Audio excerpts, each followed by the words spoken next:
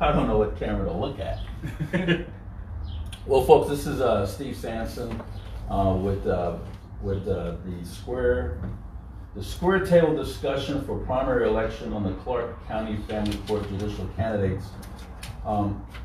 If anybody that doesn't know anything about veterans and politics, our mission is to educate, organize, and awaken our veterans and their families to select, support, intelligently vote for those candidates whom would help create a better world to protect ourselves from our own government, a culture of corruption, and to be the political voice for those and other groups who do not have one. For the folks that don't know, we already conducted our endorsement interviews for judicial candidates, and a lot of judicial candidates didn't show up because they were scared of a PAC.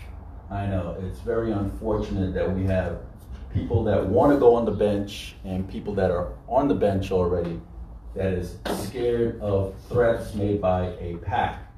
Well, since you guys won't show up to our endorsement interviews, we figured we'll have a roundtable discussion and bring it right to you to let the voters know exactly who these candidates are, so when they go to the voting booth, they could vote for the proper person. Again, my name is Steve Sampson. I'm a Marine, former soldier, president of Veterans in Politics, and we've been active with veterans in politics since 2004. And to my right, we have Jim Jonas. Jim Jonas, he's with the auxiliary director, and he's Veterans in Politics host of our talk show. And then we have Michael Yepko. We call him Yepper because he talks a lot. And he's a former FBI agent, former cop, former private investigator, and former process server. And then to the right of Mike Yepko, we have Giano Amato, who is a bulldog. That's what we like to call him. You don't answer the questions correctly, he'll get in your face and say, hey, let me know what the question is.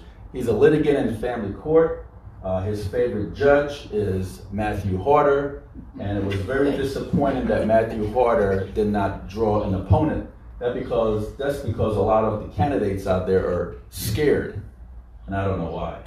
To Giano's right, we have Frank Schweitzer. It's changing. He's a homegrown kid, and he's a litigant in family court. As a matter of fact, he was in Chuck Hoskins' courtroom originally when Chuck Hoskins was the presiding judge of a family court, and now he was in Bryce Duckworth's courtroom, and Frank got custody of his child.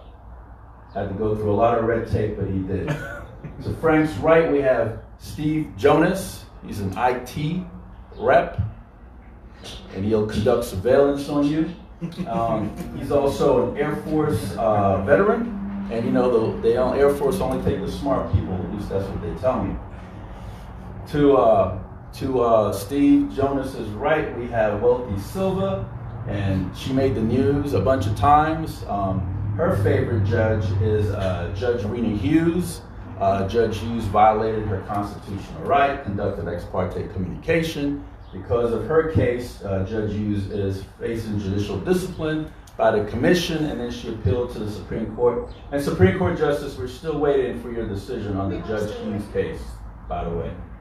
To Wealthy Silver's right, we have Robert Madoff. Robert Madoff is a retired criminal psychologist, and he's been in and out the courtroom a bunch of times, testifying on behalf of different people. He knows the courtroom like the back of his hand. Don't mess with him. He's been here a lot of years, and he used to run the ice hockey program here in Nevada. And Mr. Madoff's favorite judge is none other than Sandra Pomerantz.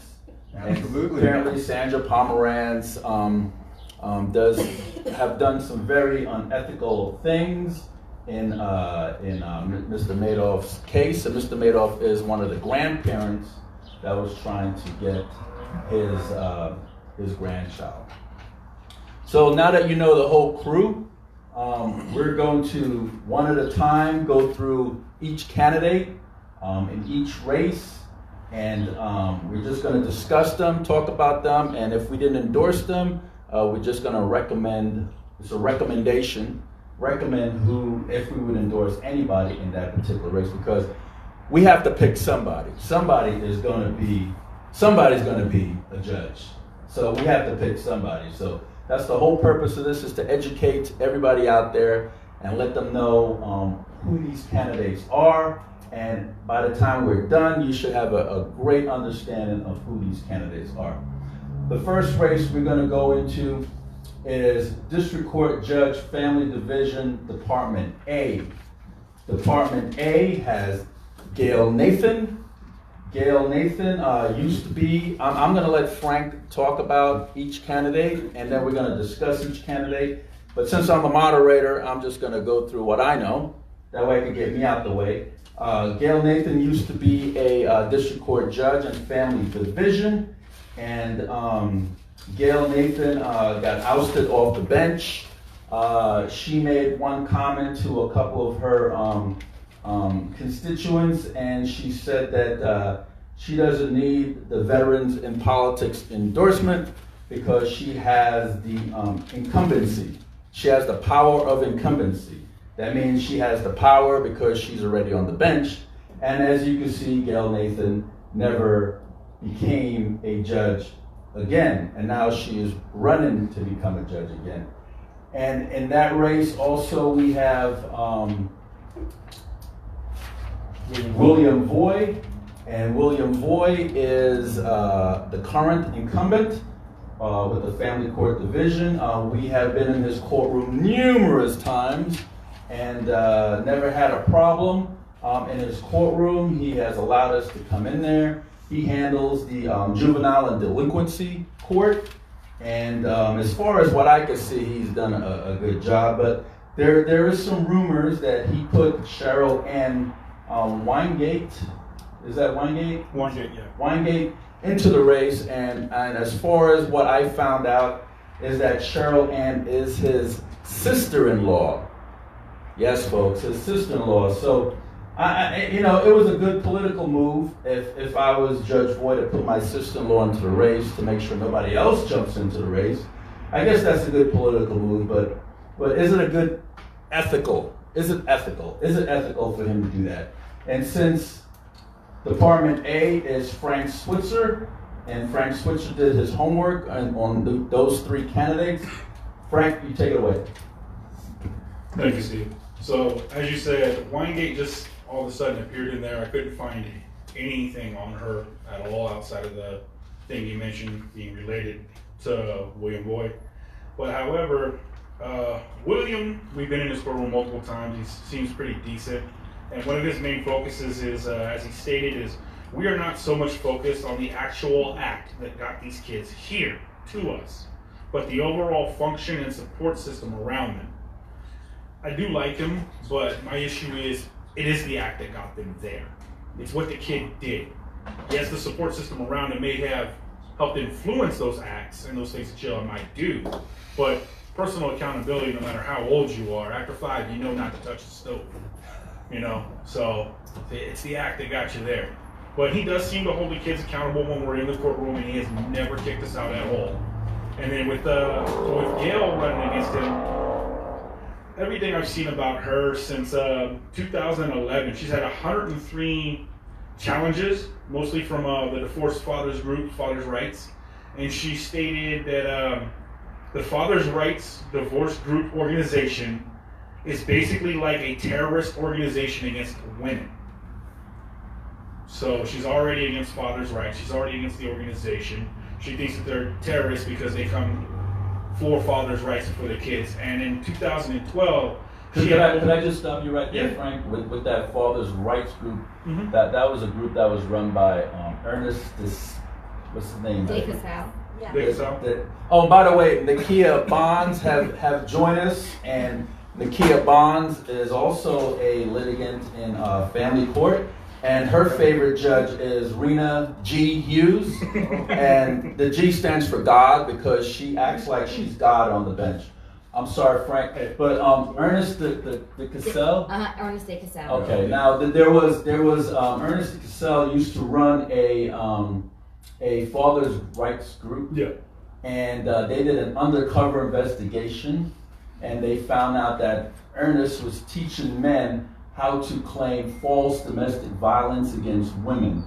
And Ernest was encouraging men to claim false domestic violence against women so that the men could end up with the child. Yeah. But again, it's illegal and it's unethical.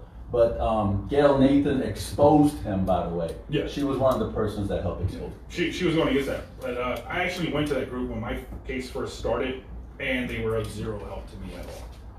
The dude told me, if you don't have a vagina, you're going to lose the case. I had the mother doing drugs, I had the child neglected, so they were of no help to me. I just found it interesting that she thought that because they're going for father's rights, that she called them a terrorist group. I'm like, I know some military people that deal with terrorists, that's not what this is. It might be unethical, there might be some things going on, but she's had over 66 changes and people asking to change her as a judge since 2012, and most of those come from fathers. Right. And I was told by several attorneys when she was a judge that she is actually a man-hater. I don't know how true that is, but I just know that several attorneys that practice in family court told me she's a man-hater. And then we did our investigation and found out that a lot of the cases that the male didn't have the upper hand in her courtroom. Or it's not your courtroom, it's actually the people's courtroom. In the people's courtroom, and therefore that was one of the reasons she got ousted off the bench. Yeah, I can see that. And we've seen that in other courtrooms, that judges bring in their own biases from whatever thing they already have. But I just thought it was kind of interesting for her to compare a group to terrorists, especially when they're trying to go for father's rights. And you've seen it. You've seen mothers that legally say, oh, that was domestic abuse, I never reported it for 15 years. So it's dirty all around, but it's just interesting to me that she would go the route of, this is a terrorist organization, father's rights, and this and that. And then, like I said, we've been in there with William Boyd. I've never seen an issue with him. And then, like you said, with Wingate just being added, I couldn't find nothing on her at all. So I don't know if anybody else might have something. Nakia, before you say something, could you go see Mark and grab his shirt? Yeah. Yeah. So I mean, I don't know what you might have on Wingate. Got one, Mark? What she might have. Yeah. But these are just some of the things that popped out on searching them, since none of them wanted to come in and interview and maybe clear the light on some of this stuff. Because like you always say, shine a light on this, shine a light on all of it. And they have their opportunity. So now some of this stuff will be hearsay, and some of this stuff might be, third-party information, or you might not get the full story, like the whole terrorist organization thing. I didn't get the full story until you informed all of it. You know what I mean? And she had her opportunity to come here and clear that, and she chose not to. So to me, if this isn't what you're hiding, and you're not caring about this, what are you hiding that you didn't want us to see in person? That's kind of my rounds about that. Are you done with that race? That's a Department A. Yeah, that's Department A. Like I said, I couldn't find anything on Wingate outside of the might be related to Voight, like you said. Does anybody have anybody want to jump in and discuss Cheryl Ann Weingate, William Boyd, or Gail Nathan? Yeah. Nakia, you got something going on? What are you doing over there, girl? She got something on some Gail Nathan. So okay. That's a woman's perspective now. So we'll see. Well, Nakia Bonds has a comment on Gail Nathan, so we'll just see what she has to say. Well, thank you. I think that Gail Nathan is an equal opportunity hater across the board. I have a friend who has dealt with her firsthand, and she's been in litigation for 7 years. Thank you. Biological mom and dad, and they have a woman who came in and claimed to be the mother and the father, and she's of no kin relationship with this child at all, but yet she has a married couple's child. No guardian ad litem or anything has ever been put in place by the court, and for 7 years. And it started with Gail Nathan. Actually, she started the corruption ball rolling on that case, and now it's been 7 years in the making. So I've talked to a lot of different families, and I haven't heard anything good about her at all. I personally don't know because I've never dealt with her, but they put her on the scale with RENEE Hughes. They actually said she's worse than RENEE Hughes, which I don't know how that's possible, but but yeah. Anybody have anything else? Nobody? Okay, so as far as what we heard in Department A, Family Court, who would we recommend out of the three? I'd recommend Floyd. He's done a good job every time we've stepped in there. He's never kicked us out. He's never been hostile to litigants. You know, he tries to give families and kids a chance. You know, might be some softball stuff here and there, but every time we've been in there, he's at least consistent in his rulings, and he's fair to the Constitution of what we are allowed to do in the court. So I'd say, And I see how he treats the kids, and he really tries not to get them all locked up. Yeah. And he really does his best. So we're recommending Judge William Voigt to maintain his seat on the bench for Family Court Division A. And Frank, you also have Family Court Division I as well. And in this race, we have Sunny Bailey, Yvette Chevalier Lopez, and Michelle Tubler. Is it Michelle? Michelle Tobler, I think. Okay. Well, let me just tell you what I know. Sunny Bailey, I remember that. How do we forget things, Sunny? Chuck Hoskins was the presiding judge in family court. Sunny Bailey was trying to get a hearing master's position, and Chuck Hoskins decided to go against the judge's vote. You know, he decided to go against the judge's vote because Sunny Bailey got the majority of the vote over Amy Mastins. And just because Amy Mastins was Chuck Hoskins' former law partner, Chuck Hoskins went against all the judges voted and put Amy Mastins into the hearing master's position.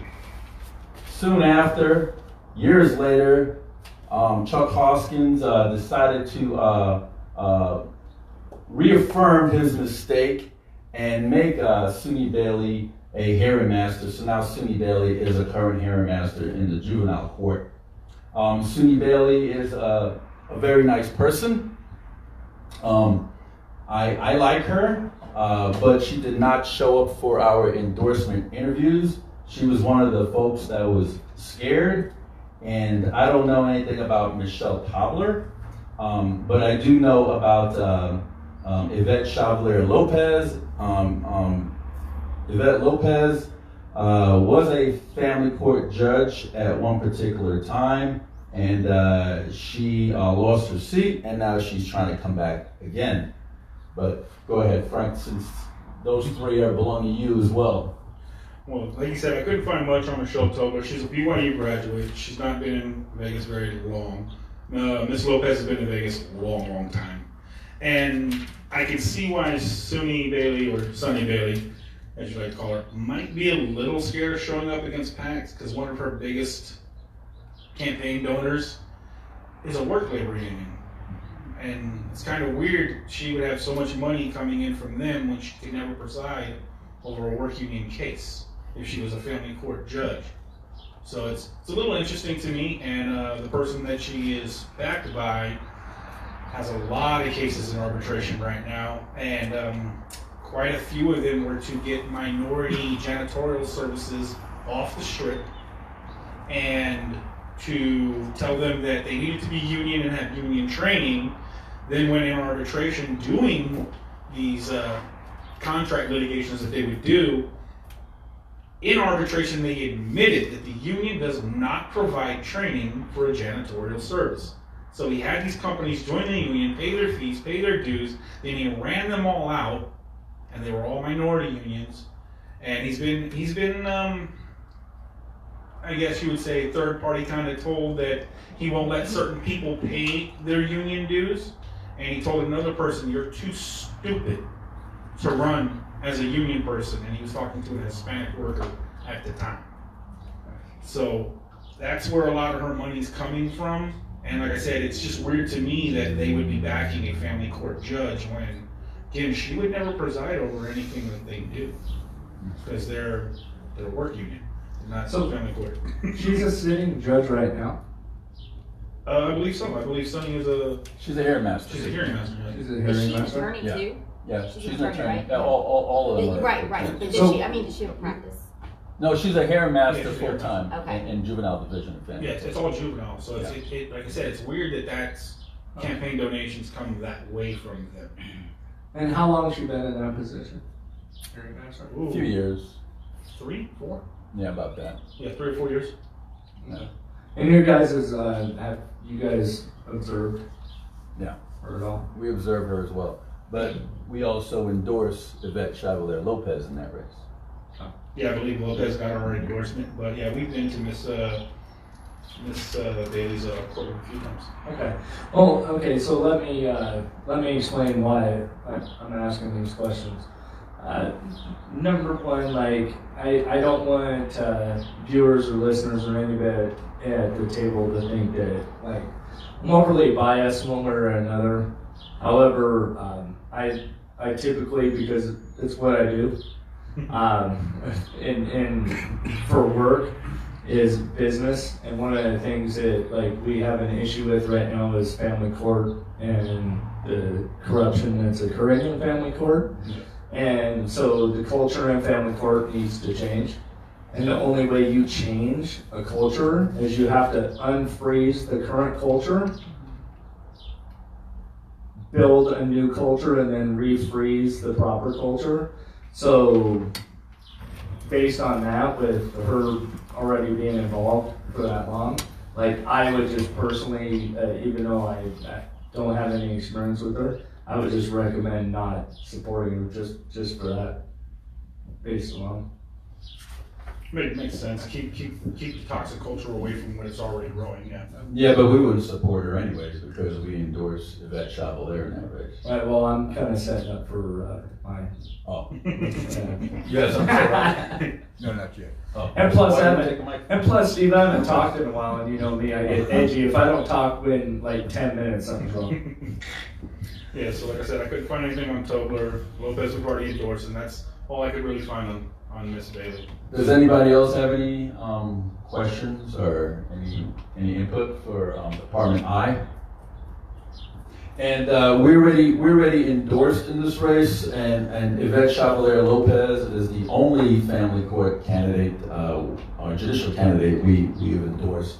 And this one is an endorsement, so we already endorsed her. She came for an interview, and she was interviewed, and the panel liked her, and she's endorsed. So we're just gonna move forward with Department J.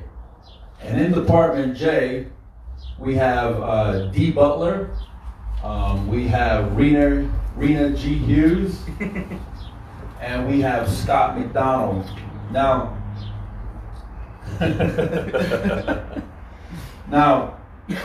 Rena Hughes should not be on the bench, period. At all. I don't even know how. I'm really upset when she ran against Ken Pollock, and how Ken Pollock had a health condition that caused Rena Hughes to just walk on the bench and get the bench. Matter of fact, rumor says Chuck Hoskins put Rena Hughes into the race to take Ken Pollock out of the race because Ken Pollock, he doesn't like to award attorney's fees to the opposing party. I wonder why. He says if you hire an attorney, you should be responsible to pay for the attorney. It shouldn't be the other person's, the other party's responsibility to pay for that attorney. And I guess a lot of attorneys didn't like that. So they got Pollock off the bench, and they brought Rena Hughes, who's a terror to the bench. She has conducted ex parte communication. She has violated numerous constitutional rights. She thinks she's God gift to the bench. She's very arrogant. She's one of the most arrogant people I've ever seen on the bench. She's not humble at all. She doesn't have any children of her own. So how could she be compassionate or empathetic to anybody when she hasn't even had that life experience? And I think RENEE Hughes, although she's trying her best to beat up on the male species now, but she's been beating up on women for years. I think she's a women hater. I think she hates women, in my own personal perspective. But I'm sure everybody else is gonna have a chance to talk about RENEE Hughes. And Dee Butler is a public defender. I have nothing against Dee Butler. I have nothing against Scott MacDonald, although I don't really know Mr. MacDonald. But Mickey Mouse would be better suited to take RENEE Hughes off the bench.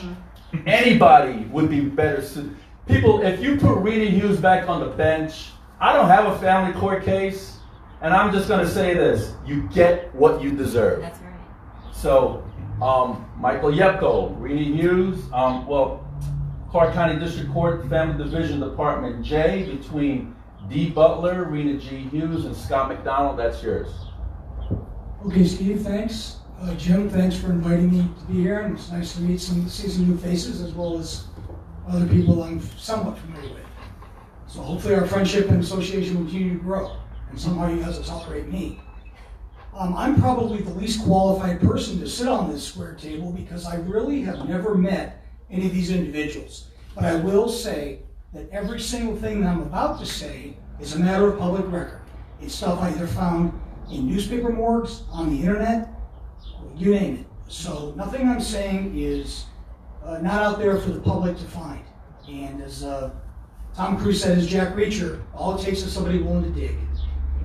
Start with your, I'm sorry, trying to read my own writing here. Deidre D. Butler. She's currently a public defender in the Clark County Public Defender's Office. In one of her, articles on Facebook, she's a Democrat, even though it's nonpartisan. She's an avid member of the NAACP, and she has been endorsed by Hispanics in politics. Now, and she's the only one I could find, I didn't really do more research, I should have, that she actually did participate with Chief Judge NEVILLE in a discussion on Veterans Treatment Court. So I hope everybody's holding on to their seat, because here's the bomb coming at you right now. 95% of her pictures on Facebook are with African Americans. If you're going to be a judge, you have to fairly evaluate everyone. Connected to that is, from the Urban Voice, there were people who were supporting her because she understands what is cultural competency. And according to another person, I don't remember the exact issue of the Urban Voice, well, if you don't have cultural competency, or if you do, it gives you perspective. Now, I'm law enforcement. You know what my cultural competency is? I treat everybody the same. I've told Steve 100 times, I never took a swing at anybody or shot at anybody who didn't do that first. So I try to evaluate people based on their behavior. Now, no cop, no person, no judge is perfect. But I think we should expect them to hold at a higher standard. If they're going to serve for 6 years at a minimum of $160,000 a year. Do the math, that's $1 million in 6 years. So, there's the bomb with Ms. Butler. She, that's really all I can find. The second person, oh boy, never met her, trying to be objective, but RENEE Hughes. In the case that's on there, Silva versus Silva, back in 2018, I believe, is when this all came down on her for what happened, that she was sanctioned or reprimanded by the Nevada Commission on Judicial Discipline for a violation of due process. She was said to be unfamiliar with the contempt of court laws, and she did not, and this is what I love, she did not give a reason for the contempt order or other orders that she has given. When I was a police officer, it's called probable cause. You had to list the reasons why you were arresting someone or not. So I don't buy that. Now what's hilarious, if you go on one of the sites, she has a courtroom protocol. Read her protocol. She's an absolute hypocrite. She doesn't even follow her own rules. Now I did watch several videos on her. You know her rules? Well, it was, you would be, let me think, you would be, what's the word? You would be compassionate and empathetic and show respect to the litigants. If a child's crying, the poor child is, 8, 9, 10, 12 years old. And they're sitting there, as you mentioned, ex parte, and there's all kinds of mistakes she's made. Do I expect people to be perfect? No. We expect them to be a little better than that. So I know we already hammered At least when they make a mistake, they should be a little bit more humble and say, look, I made a mistake, I'll try to fix it. But in Rena's case, she doesn't make mistakes because she is God. Well, going back to my bureau experiences, you know, we make mistakes as an FBI agent. And they would say it's better to ask for forgiveness than to ask for permission. If you were going to do something which you thought would further your investigation and get toward an indictment and ultimate prosecution for some very serious, violent felony offenders. And believe me, there's lots of them out there. But they had told us too in Quantico in my training, the best thing you can do is to be candid and to accept your whatever it might be. You know, nobody wants to lose a job or a career, but you might be suspended, there might be, you know, other things you have to go through, remedial training or something. But, you know, again, you're dealing with human behavior. None of us are perfect. But I think what you mentioned, Steve, is she's not willing to say, yes, I made a mistake. Sometimes swallow the ego, okay? We all have an ego. We all have an id, and we all have a superego. The id being our basis instincts, and the superego being our conscience. So she's not willing to do that, and that shows me insight into her character or lack thereof. Now, for the last person, Mr. J. Scott MacDonald, he's got 3 years way back when prosecuting juvenile crime in the Clark County District Attorney's Office. He has 30 years private practice of family law to focus on divorce, custody, guardianship, financial reorganization, and estate planning. The only thing he said that I could find is he said, quote, "We need to find creative ways to help these people have an opportunity to have a fair day in family court," close quote. Well, okay, general statement, just like their billboards or their signs for election. It's all this mom, pop, and apple pie. You know, to me, it's bullshit. You got to get, sorry about that, Steve, you have to get beneath the surface. But I do like what he says. I feel I did watch an interview with all three of these people, and I do feel that he would be the best person for Department J. Anybody else have anything on those three candidates, D. Butler, Rena G. Hughes, and Scott MacDonald? I just got a question for you, Steve. Going into Hughes' courtroom, how many times has she illegally told you that the courtroom is now a closed hearing without any proper filing of that to kick you out simply because you walked in with a Veterans in Politics shirt? A lot of times. Well, a lot of these judges or don't want their bad behaviors to be exposed. So that's why they seal cases and that's why they close hearings, because they don't want nobody to know that they're violating litigants' constitutional rights. But that is illegal, correct? Yes, it It's is against illegal. their own NRS codes, correct? Yes. And if the cases were sealed, you wouldn't be able to get the videos, would you? No. But you've gotten the videos in almost 80% of the cases that she told you they were Yes. sealed in, correct? So instead of 3 people watching live in the courtroom, 3,000 is watching on video. That makes a whole lot of sense. So Well, just so that I get this correct. So from the bench, she breaks the NRS codes. Mhm. From the bench, she kicks you out of the courtroom and lies to you while under oath on the bench about the case being sealed. Exactly. Okay, I just want to make sure I was right. Now, you're right about it. Okay. So I just have to say about my favorite person. The woman is, for one, she's very incompetent. She doesn't, I don't know how she is responsible for, picking a bag of apples. Because she's moronic. She really is. Just in my case alone, for one, she's never had jurisdiction. So she acted outside of her jurisdiction, never having it. She struck every document I turned in, all of them. She's now gone to hiding records on the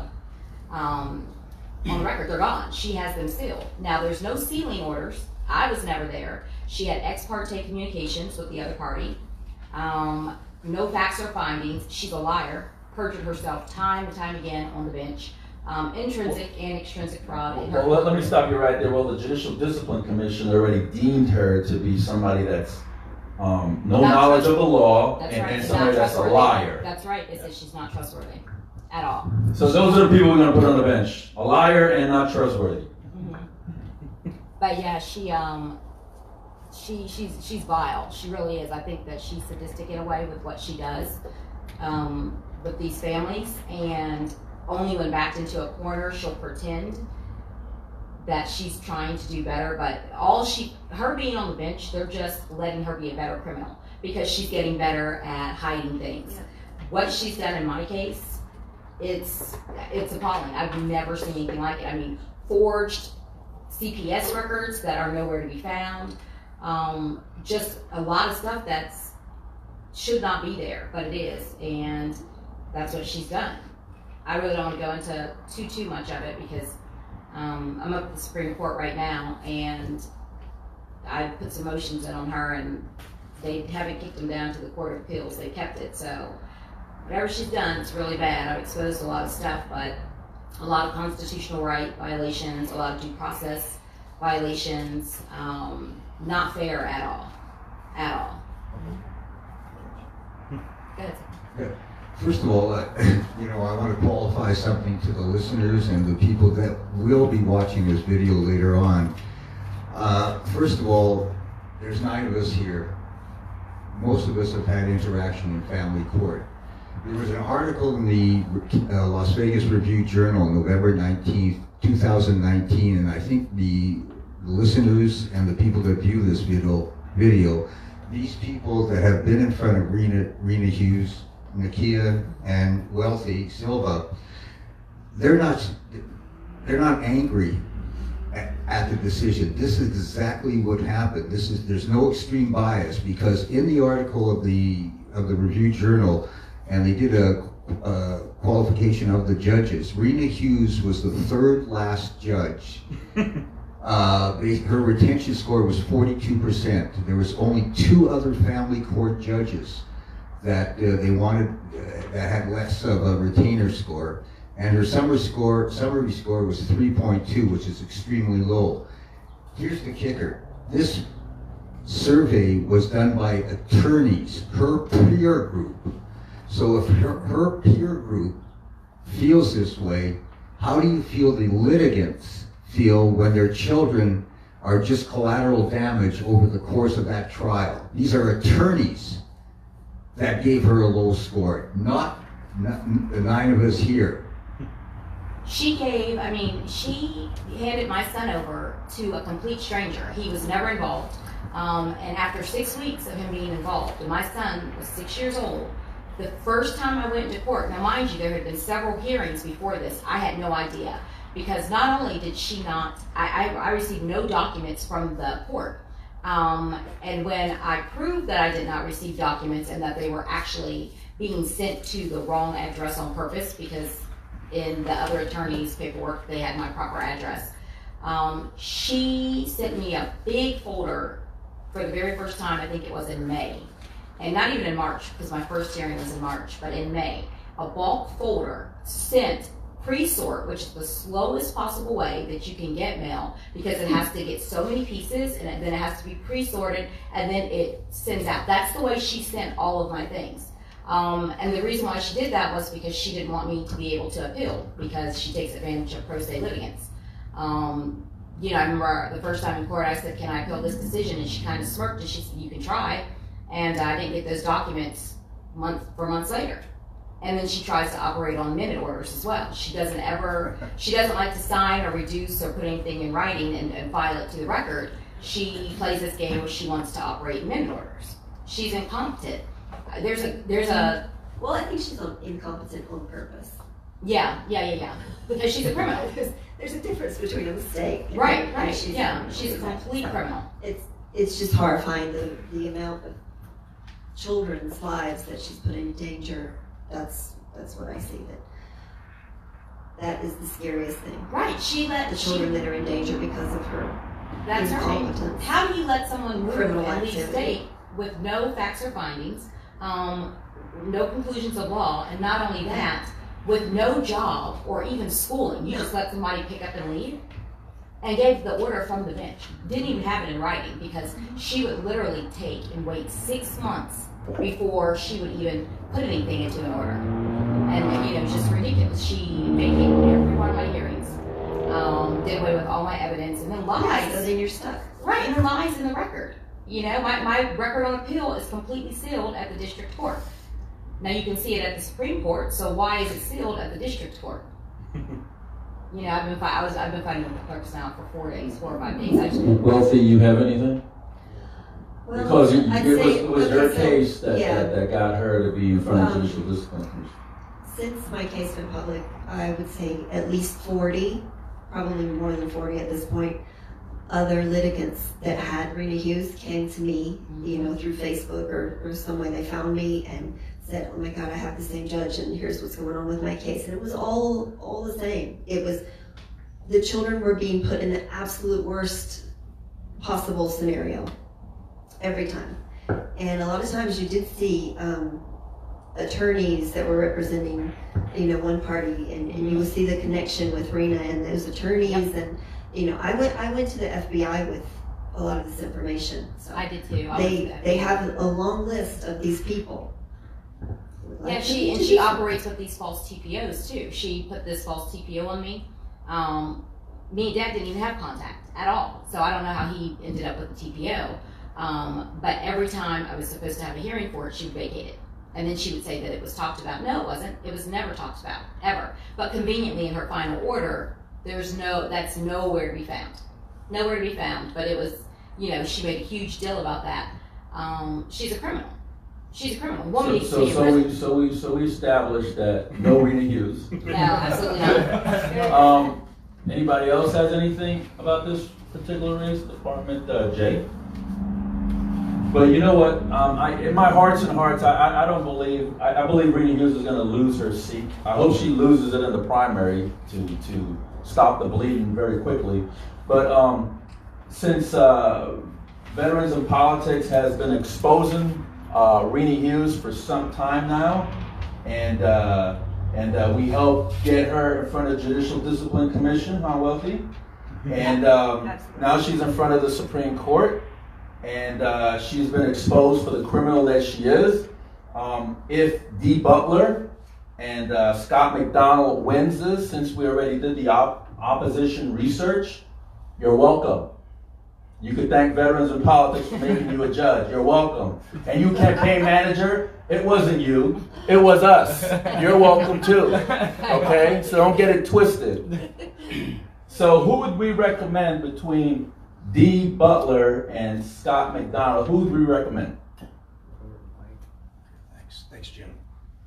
Well, great comments, you guys and gals. Again, you have more direct experience than I'd ever want to try to endure, so you have my blessings, and hopefully you continue the fight. Steve, I didn't want to start off with the bomb with Miss Butler, but you read this and you have to read between the lines. She's not objective. You look at Mr. MacDonald, 3 years as a juvenile prosecutor in the DA's office, and 30 years with those issues. Now, the ones that I listed, he does other things, obviously. It's all across family law. But he came across as charismatic, honest, and he just seems like a professional. Again, I've never met these people, but I would recommend Mr. J. Scott MacDonald. Okay, I'll second that. Everybody good on that? Okay. So we're recommending Scott MacDonald as judge for Department J. So moving right along, we're in Department M, District Court Judge, Family Division, Department M.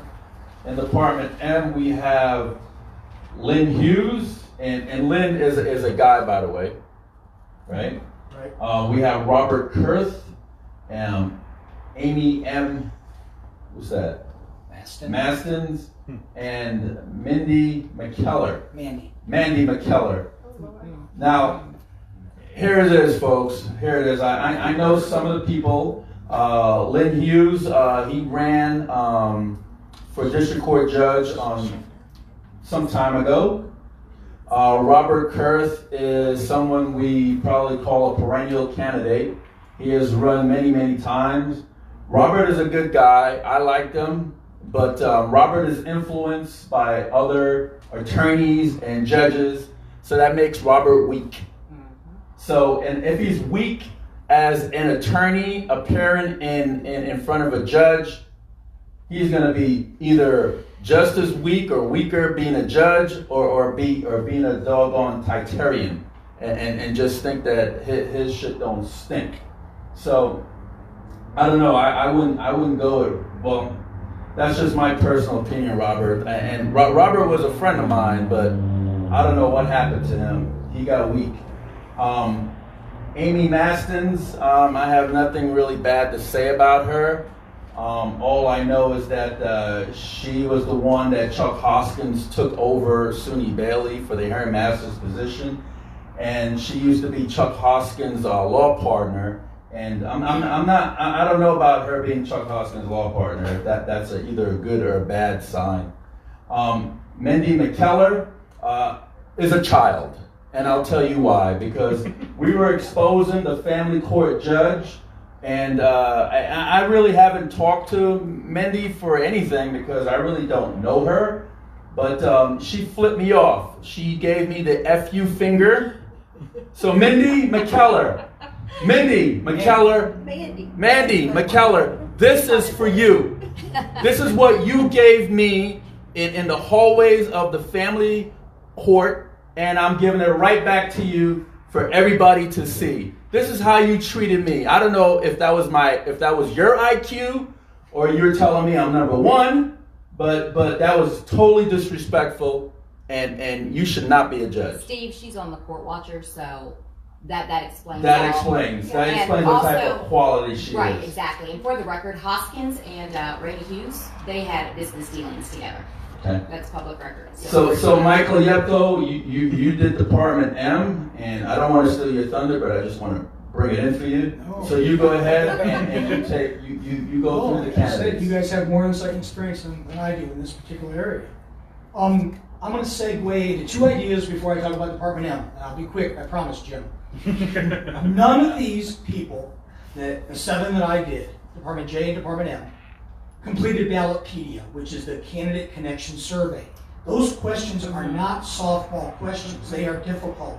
Not a single candidate, I'm going to do this for our viewers and our listeners, they did not fill that out. And I've looked at a few candidates from a previous panel I was on. I believe 2 other ones said they did it. No, they didn't. Okay, because Ballotpedia says on the site, this candidate has completed it. Because why?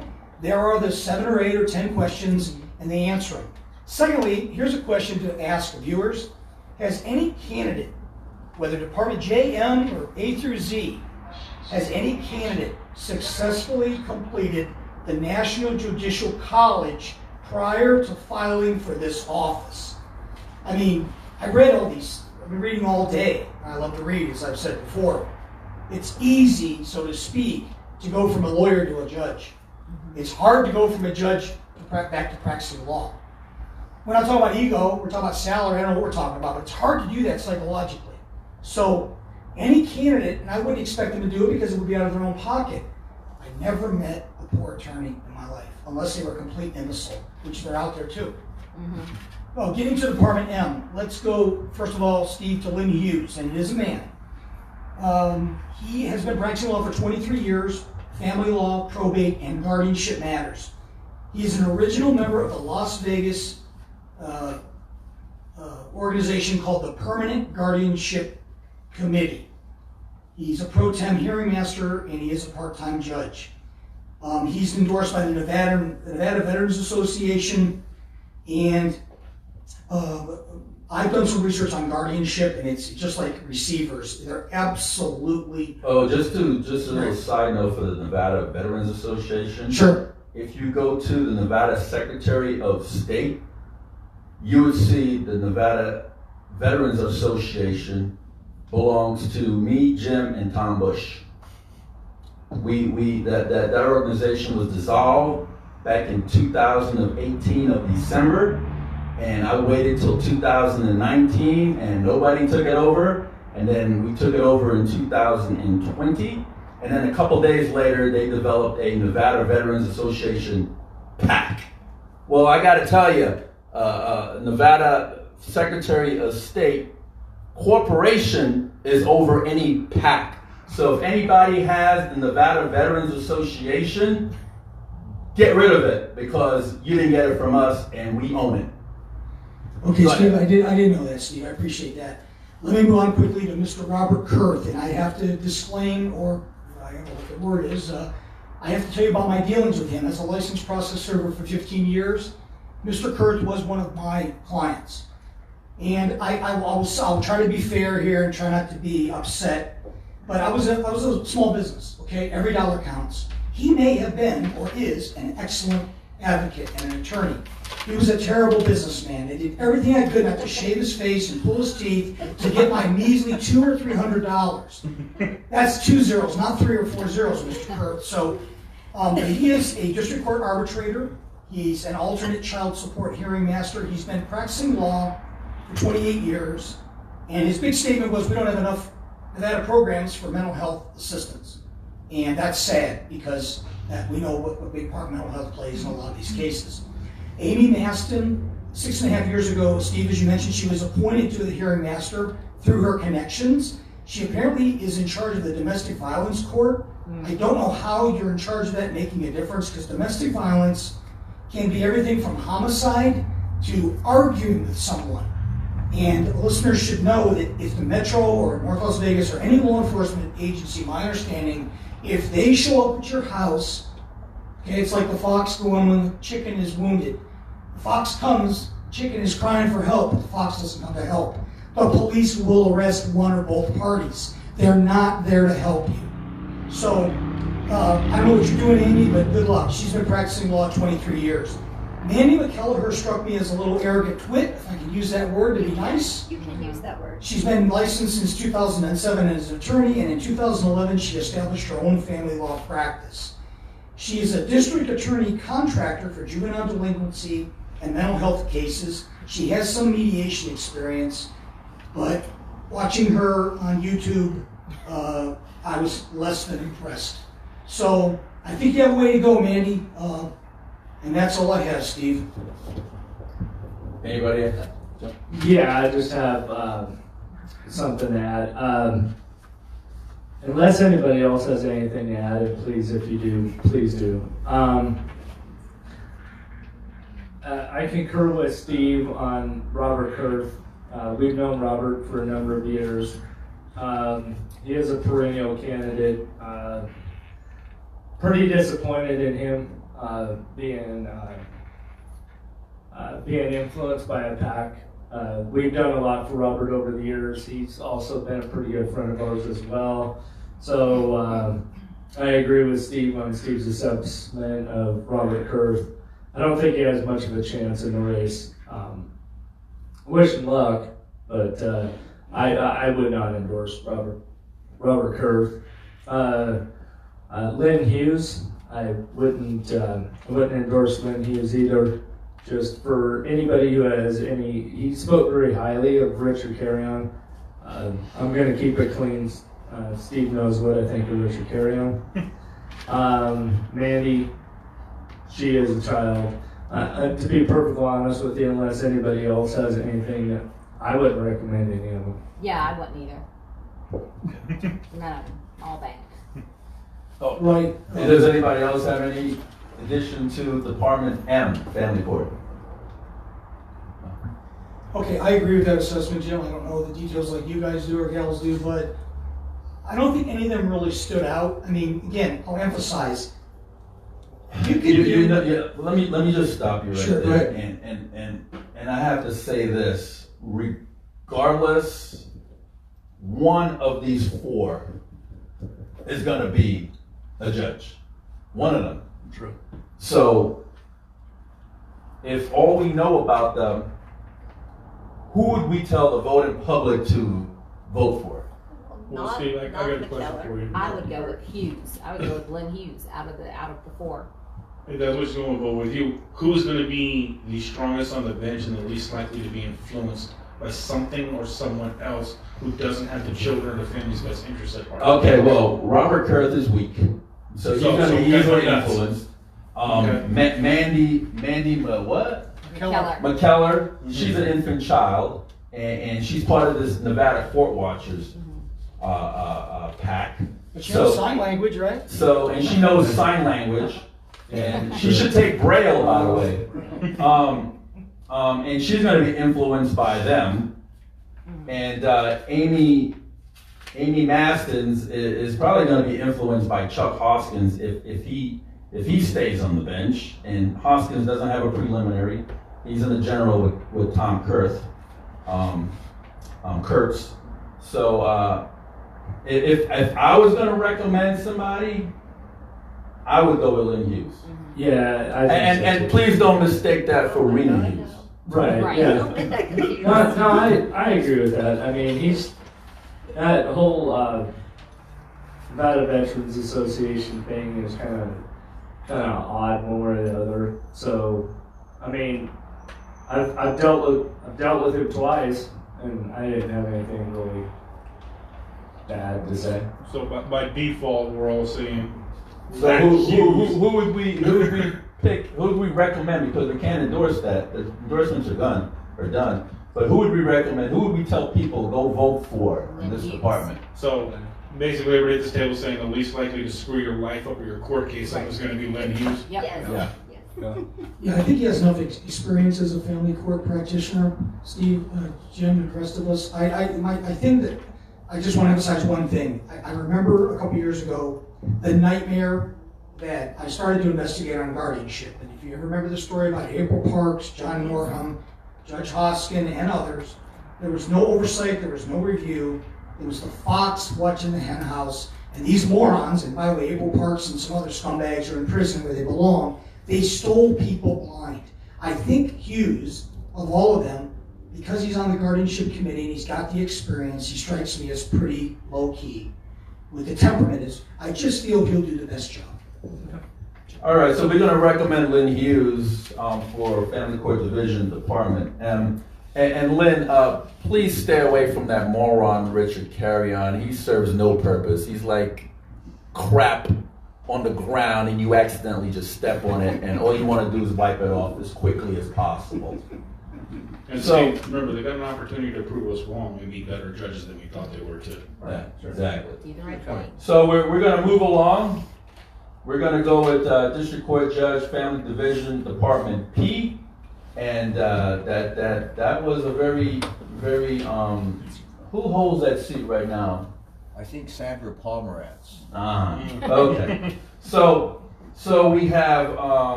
can't even see this. What is that, Sarah? Department P. Yeah, I don't have that. Maybe this is Mary Perry. Who's that down there? That's Right down there. That's who's running against Pomerantz? No, Pomerantz is. No, Pomerantz. Yeah, Oh, that's. she's off, right? Is she Yeah. retired or something? Steve who? Yeah, she's gonna No, retire. it's Steve. Yeah, Steve, that no, one's. I know Steve. Who's this? Who's the candidate? Oh, it's Sarah Diane. So Sarah Diane, these small prints I can't read. I am getting up there in the age category. We have Fred Page and we have Mary Perry. Now, Sarah, I don't know too much about. I know Fred Page. He ran for district court judge once before, or maybe twice, but I think it's once. Mary Perry, on the other hand, is in my opinion, she crazy. She's crazy and a criminal, and she's part of the court watchers as well. She crazy. Let me tell you about Mary Perry. Now, Mary Perry, she tried to run for judge before, and then she couldn't hack that, so she tried to run again for Congress or some crazy thing. Congress, and now she's trying her hat in for a judge again for the family division. Mary Perry believes that men don't commit domestic violence. And so you women out there, do not vote for Mary Perry just because she's a female. She will go against you because she told me after I showed her photos of a female's neck scratched up and choked out, and I showed her photos, and she said that, and she know the ex-husband and the victim, and she said that those were self-inflicted marks. So Steve, you're saying felony strangulation is self-inflicted? Yes, Mary Perry says that. Oh, that's what she said. And then Mary Perry will come back and say, you know what? I'm a victim of domestic violence. So I wouldn't say that. I'm a victim of Yeah, Mary, you have Stockholm Syndrome. I just told you, you're crazy. Okay? And she's a thief. I know 4 families who she's taken their money and threw them under the bus in front of RENEE Hughes. So Mary Perry shouldn't be on any ballot, as far as I know. Mary, you need to go back to the woods and go chase a hog down and skin it or cut it or do whatever you want to do and put it on some type of log with some kerosene oil or something. But you should not be on the bench, Mary Perry. And with that said, Steve Jonas had this one. Steve? All right, so I did actually find out quite a bit of information about Sarah Daylani. Is your mic on? Talk. Yeah, I'm not talking loud enough. I've always had that problem. So I was able to find quite a bit on Sarah Daylani. She's local, born and raised, went to Bonanza, graduated from UNLV. Didn't really have any bad reviews on Yelp or anything, but going into a little bit more, on Facebook, she admits Dina Titus is one of her idols, so she's obviously politically leaning that way. She did attend the Veterans Village though, so I thought that's why I asked you about it before. So on Ballotopedia, one of the things I thought interesting was the judges she looks up to. So she said the judges that she looks up to is Gloria O'Malley, Charles Hoskin, Jennifer Elliott, and Duckworth. So I just wanted to let them know. The experts in the room know. Those are the people that she looks up to. I know all of them. Yeah. Jennifer Elliott, I've known her for many years, very good judge, and she retired, although she's the one that caused me to really, really look at family court. When I put up the video of her and Jennifer Abrams going at it, and which I thought Abrams were very disrespectful in the courtroom and think that she ran the court, not the judge. And then Jennifer Elliott tried to get me to take down that video, then served me with an order to take down the video. And after speaking to many judges, I realized that Judge Elliott didn't have jurisdiction over me. And once they sealed the case after I put the video up, so you can't unring the bell. And well, at least I could say Judge Elliott realized that the order that she gave me was unconstitutional, and she corrected herself. Bryce Duckworth, although Frank liked Bryce, I don't like Bryce Duckworth because Bryce Duckworth is a piece of crap. Bryce Duckworth had a pre-written order to tell me that all the litigants that show up for court observing are disgruntled, which they are. You're taking your damn kids. Right. I wasn't. That they're all pissed off, and I didn't get both sides of the story, which I do get both sides of the story, Mr. Duckworth. But you know what? I always did like Bryce Duckworth, even when he used to walk around his little ducky, squeaking it when he was first running for the bench. And I even told Gloria O'Malley, which she used to be Gloria Sanchez, and she used to be the presiding judge in family court. Very good judge, very good judge. And too bad we lost her. And that Judge Duckworth should be the presiding judge. And I had a lot of respect for Judge Duckworth, but I found out Judge Duckworth is just one of those guys that brings his religion to the bench, and he's just one of those guys that sticks with the crooked. In my opinion, the crooked criminal attorneys in family court. And you know who you are, Marshall Willick, in my opinion. So that's what I got to say about that as far as those people that she looks up to. Plus, Bryce Duckworth storms off the bench like a juvenile when he doesn't get his way. He storms off the bench, like in the middle of it. So. Right. Okay. I'm not going to speak on Mary Perry. Well, actually, you know what, I will, because this is my department. That's your department. Graduated from UNLV. Obviously Republican. She's got an NFAA endorsement and endorsed by the Hispanic in Politics. Based on her Facebook information and posts that she's putting out there, she is a COVID denier, meaning that she doesn't believe COVID is as bad as what the experts are saying. And she doesn't believe in domestic violence either, so that's probably fitting. Yeah. And then as far as Fred Page goes, there's not a lot out there. He didn't do Ballotopedia. There's not a lot of photos and stuff out there that I was able to get into. He is from Nebraska. I don't know if he was born in Nebraska, but he got his degree in Nebraska. He was part of Hand, Page, and Sullivan law firm. Obviously, is one of the main ones. And they have a good Yelp score. Everyone like that law firm. So that's all I was able to find out about him. There's no age or anything? No, not for him. Sarah is 38. And Mary is... Anybody else have anything want to jump on Department P? It's not Pomerantz, so don't need to get the money. She's gone. Oh, you guys have? Yeah, thanks very much for letting me have the mic, Steve.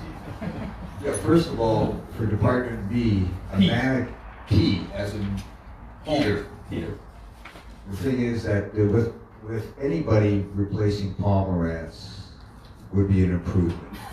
And I'm going to qualify something right now. I'm going to refer back to the Review Journal paper on November 19th, 2019. Not only do I personally feel, and I've got 30 years of experience in courtroom work, albeit not family court, thank God, she was voted the worst family court judge. And just a comment, her lack of intellectual capacity is astounding and should render her wholly unqualified self to sit on this bench. What an embarrassment to this court.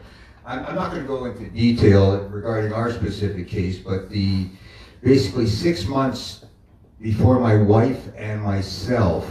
You do understand she's not on the ballot. I understand that. And the reason I'm saying this, Steve, is that since she has ruined thousands of lives, thousands of families since 2005, and using children as severe collateral damage. How many families and children she's destroyed is unimaginable. The thing is that she does have 5 to 6 months to sit on family court. Something should be done immediately before she gets a chance to destroy any more families and collateral damage of children. She has got to be the worst judge I have ever encountered in 30 years. She's a racist, as per the article in the Review Journal of June 2018 about a litigant, Miss Amanda Mitchell, ordering Miss Mitchell, her mother, or the grandmother, and a little child, a 3-year-old, she ordered her to get the nappy hair removed. She's constitutionally not appropriate, and civil liberty she's taken away from numerous people. And I beg you people out there that are listening, she's got another 5 or 6 months to go in her term, and then thank God she's retiring. And she is not going to be a senior judge to damage and harm more families. We will do anything that we possibly can to have her removed. So what I'm asking right now for the listeners, attorneys, whatever, have this judge removed from the bench immediately before she causes any more serious damage to children and their families. Can I just say something really fast? No. So if you get a judge that you do not like, and it's before you file anything into the case, you can pay $450 for a preemptory challenge to get your judge changed. So just want to put that on the record. So if you read about these judges before you file anything into your case, I suggest doing your research on them. So therefore there's an option for you not to have them at all with a preemptory challenge. That's $450. Good advice. So anybody else have anything under Department P who's actually on the ballot? No, I agree with you. Do I need a mic? Yeah. Okay. I agree with you, Steve, about Mary Perry. She does have a strange way of looking at domestic violence, because I had a conversation with her and she said the same thing, that she believes more men are abused than women ever. And I'm not saying that men aren't abused, they absolutely are, but come on, the statistics are just not that. She's a father prone, and she, yeah. So right away, Mary Perry would be a woman hater, just to let everybody know. So that would be a bias. So, yes. Steve. So unfortunately, where I'm kind of having an issue with is, so with the first one, Dayani, knowing a little bit more than Fred Page, I don't know as far as what I would personally recommend as an endorsement, because I got a lot No, of this is information. not, this is just a recommendation. Well, okay, I'm sorry. Recommendation, because I do know more about one than the other, and I don't know if I could actually recommend somebody I don't know that much about. So, That as makes a it group, tough for me. as a group for Department P in Family Court, who would we go with? Sarah Denea? Dayani, Fred Page, or I'm gonna skin you, Mary Perry. I'd go Fred Page. Yeah, I kind of like Fred Page. Fred Page. I would say Fred Page, because she seems like she might be kind of young, doesn't have a lot of experience. All right, Fred. We recommended Fred Page for Department P for Family Court. And moving right along, we got District Court Division. Man, this microphone just keeps going up to my lip. We have District Court Division, Family Division, Department S. And we have Gina McConnell, Vincent Ochoa, and Lisa M. SZYC. Now, I don't know Gina McConnell. I don't think I know her, but a lot of people, they say they know me, but I don't know them. So, but I do know Vincent Ochoa. Now, Vincent Ochoa, we helped get Vincent Ochoa elected, and I remember when we gave him the endorsement, it was with Ken Pollock over at the Country Golf Club across from the Family Court. And we always thought Vincent was a nice guy until he starts liking litigants on Facebook pages. And then he starts liking minor litigants on Facebook pages. And then everybody knows about his son that robbed a balloon place, stuck it up, got $78, something like that, at knife point. And the apple don't fall too far from the tree, as they say. Lisa SZYC. And Vincent Ochoa, you forgot one other thing too. What's that? That he won't allow men to have custody of their kids overnight because they don't breastfeed. Oh, that's true. Thank you for bringing that up. That's right. Yeah, he didn't allow men to have custody of their children because they don't breastfeed. I know we have the pump and we have all that stuff now, but And you can freeze it, Steve. and you can freeze it. And I guess it didn't matter to him because he brought his own personal bias to the bench. But with that said, Vincent Ochoa, it's just time for him to go. He's lazy. He doesn't read all the briefs. We caught him a couple times snoozing off on the bench. Yeah, Ben, you did snooze off on the bench. And he's a pervert. That was true. That was true when Jason Stoffel ran against you 6 years ago. We had pictures of you sleeping on the bench, Vincent Ochoa. Hey, Jason, don't forget we still got to talk about you too. Yeah. But Jason Stoffel ran against Vincent Ochoa, and Jason Stoffel used to give me all kinds of police documents on Vincent Ochoa's son. At least he did tell me about where to go get them. So don't think Jason is a buddy of yours. He's not. He's a backstabber like a lot of these doggone people running for judge. So I would not recommend Vincent Ochoa. I think Vincent Ochoa is time to go. He did lose his guardianship gig that he had and went back over to domestic. And I know you didn't want to go leave the RJC, Vinny, and go back over to Bonanza and Pecos where family court is. Lisa SZYC, I've known her dad, Richard SZYC, for a long time, over 20 years. And Richard is a Marine Corps brother. So I have nothing bad to say about Lisa SZYC, and Lisa SZYC did help us out in our Valentine's Day ball presentation. So that's as far as I got with that. But you got Department S, Mr. Madoff. Yes. Why don't you tell us about it? Okay. Thank you very much, Steve.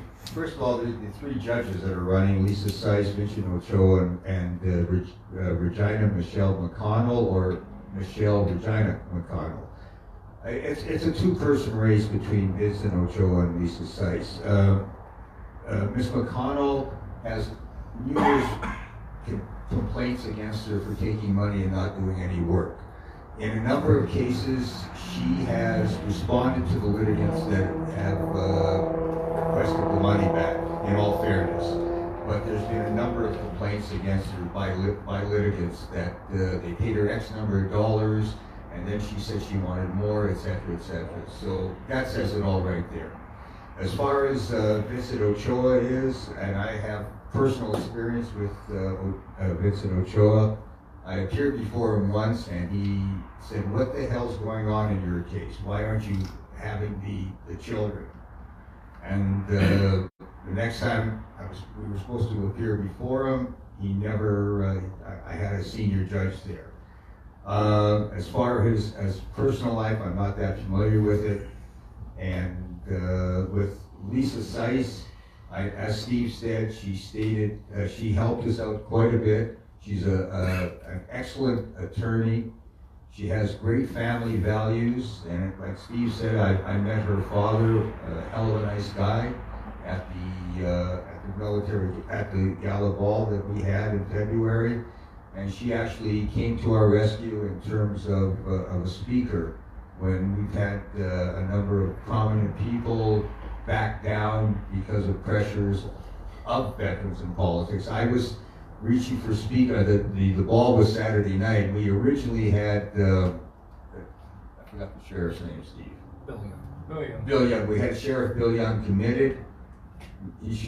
Committed to speak at the ball, and at the last second he pulled off, along with a couple of other issues. We were supposed to get a couple rooms from them and a couple $1,000. And on Friday night, Lisa SZYC did confirm to us, and that says a hell of a lot about this person. And I've been checking, she did a lot of criminal law, she's done some family law, and I personally believe she would make a good family court judge. She has everything, she has a background in it, she's understanding, she'll hear both sides, and we can take it from there. Anybody else have anything about Department S? I just have a quick question for you, Steve. Ochoa's son, did he ever receive charges for that felony attempted armed robbery with the... Yeah, as a matter of fact, he was in Richard Scotty's courtroom. I don't know what ever took place with that, but they had numerous charges on him. Yeah, but did any of them stick? Did he start... Armed robbery was one of them, because he had a knife. Did it stick? Was there time Don't served? know. Was there anything... I believe he has a drug problem, so they probably put him in a drug rehabilitation program. Who knows? But you know, when your daddy's the judge, a lot to happen. That was my next question. It's kind of funny that, you know, other people can have drug problems, do armed robbery, and now they're doing 5 years. But these judges' children, you know, they'll do rehab for 6 months. Yeah, let's not get started on Matthew Harder because he's not even on the ballot. But that's another one. Nobody ran against him because y'all scared. He needs to be booted. He needs to go. He doesn't go to work, but y'all scared. But anyways, so Mr. Madoff, who would we recommend for Department S? As I said, it's a choice between Lisa SZYC and Vincent Ochoa, and again, Ms. McConnell, because of the reputation that she has in terms of securing money from litigants and then demanding more money. Although she has responded in a number of cases on Facebook to the litigants, I have to take a pass on this one. All right, as a group, who would we recommend for Department S between Gina McConnell, Vincent Ochoa, or Lisa SZYC? Lisa SZYC. I say Lisa too. And again, just putting on the record, people, for Vincent Ochoa, not a good guy. He's an equal opportunity hater as well. He's kind of incompetent, lazy, like you said, but he's not fair, and he makes up his own rules. He plays in that TPO game where, you know, he puts TPOs on people without them even being in court or even knowing about them. Same thing like Raina, his sister. Not really his sister, but might as well be. Right. But I know several people who are in front of him, and he does bad stuff too. So. Okay. So Lisa SZYC, we're recommending, not endorsed, we're recommending you for Department S.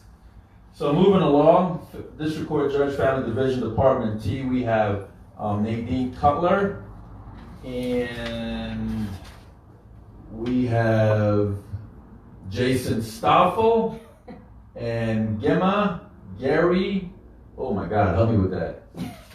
Help me with that name. Oh God. Gemma, Jem, Nazarino, and Quillang.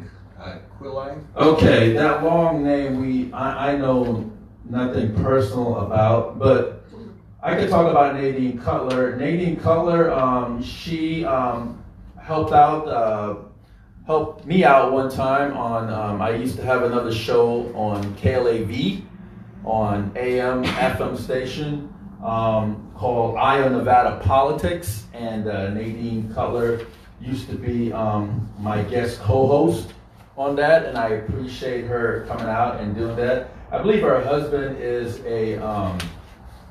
works in a casino as a pit boss, at least it was back some time ago. I don't know if it is true right now, well, especially when COVID is going on. But let's talk about Jason Stoffel. Now, Jason Stoffel is a weak man. Jason, you're a weak man. And he's garbage. You're a weak man, Jason. Jason Stoffel, we were helping him out, although we didn't endorse his race when he ran against Vincent Ochoa. We were helping him out, trying to get Vincent Ochoa out by doing articles, and Jason was all for it. And all of a sudden, Jason went on the Marshall Willick bandwagon. Silly child, why did you do that, Jason? All of a sudden, Jason has no backbone. Jason used to come with me to a lot of the real MMAs. Jason used to love that. We used to get him tickets, and he used to be by ringside. He loved it, and all of a sudden, Jason went on the Marshall Willick bandwagon, and a veterans in politics hater for no reason, by the way. And Jason never even had a conversation with me and to say anything. He just went on the other side, and that's I mean, Jason, I thought we were friends. I guess we're not friends. So Jason went on the other side, and 2 weeks later, or several weeks later, he became president of the Clark County Bar Association. Yes, Jason, you know where I'm going with this. And then banned me from showing up to meet the judges because the Clark County Bar Association was the one that was hosting the meeting judges event over in, what's that park? Symphony Park? Yeah, What was it? Symphony Park. Yeah. Banned me and refunded my money from that so I can't show up at the meeting judges. Now, do I have any criminal charges against me, or civil charges, or stalking, or anything like that? No, I have nothing. No judges filed any charges against me, or stalking charges, or anything. But Jason just decided that since he's the president of the Clark County Bar Association, and he wants to suck up to Marshall Willick, he decided that he was going to ban me from showing up to this meeting judges. For that, Jason, you suck really, really, really bad, and you should not be a judge because you're just a weak-minded individual. So, Robert, you had Department T. So you want to talk about that? Oh yeah, you got Department T, Robert. See, you didn't do it, did you, Robert? Well, Steve, so a judge banned you from a public park. No, attorney. An attorney banned you from a public park in an event that you paid for. Yeah. You had no criminal charges pending, no TPO, no harassment, no felony, no nothing. Just because they didn't like me. That was my crime. So as exposing corrupt family. As an attorney, he banned you from a public place. Yes. So what do you think you do as a power of judge? Well, he's in with the court watchers, and they would Yeah, influence he's with the him, court so- watchers as well. He's a piece of crap. Jason Stoffel, you're a piece of crap. Just want to let you know. Sounds like he's scared of you, Steve. You got Department T. You're over there trying to bogart the mic, but you're not doing your homework. I have to apologize for that. I have to check my email. But I can verify. I got it right here. Thanks. I can verify what Steve said because I had a conversation when Mr. Sampson got banned from that event, and I phoned up and I got a ticket immediately. He said, I believe it was not for the public. Mm-hmm. Correct? Yeah. Yeah. And I phoned up after.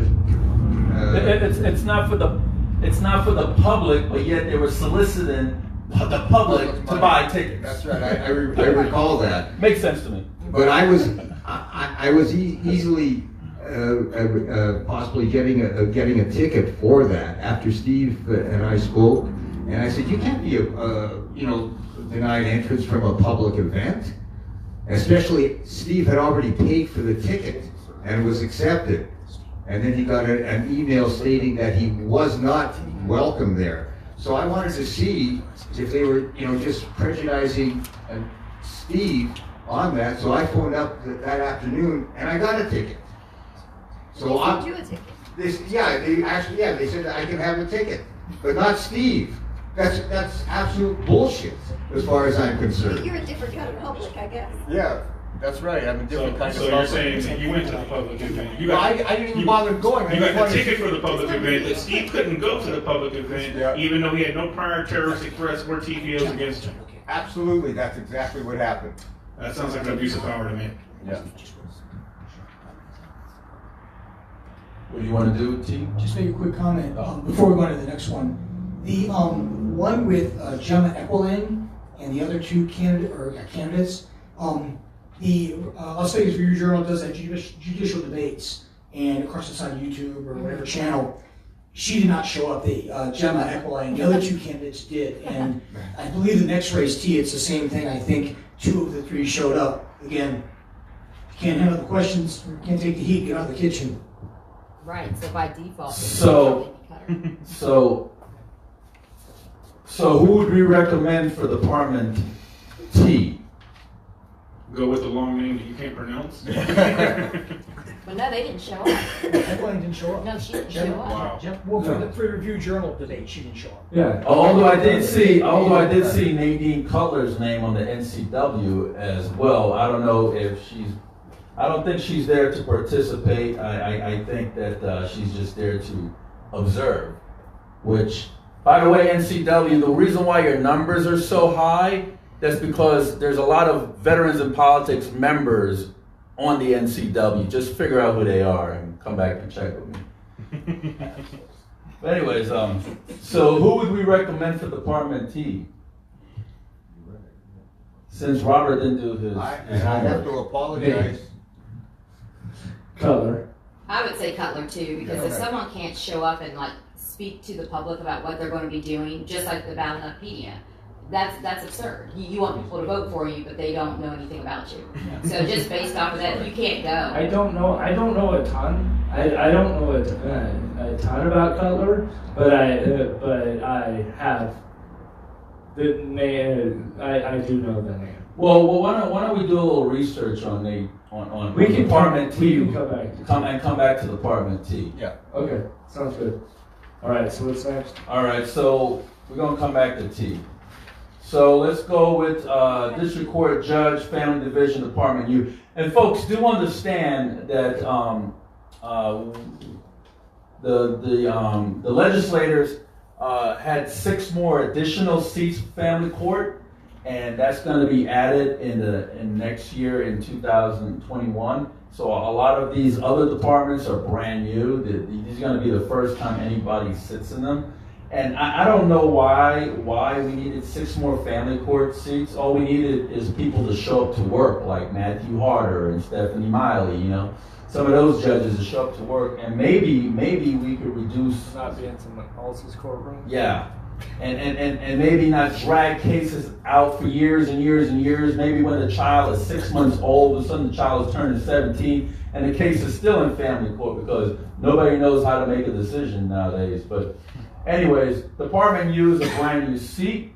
So District Court Judge, Family Division, Department U. We have Maryland.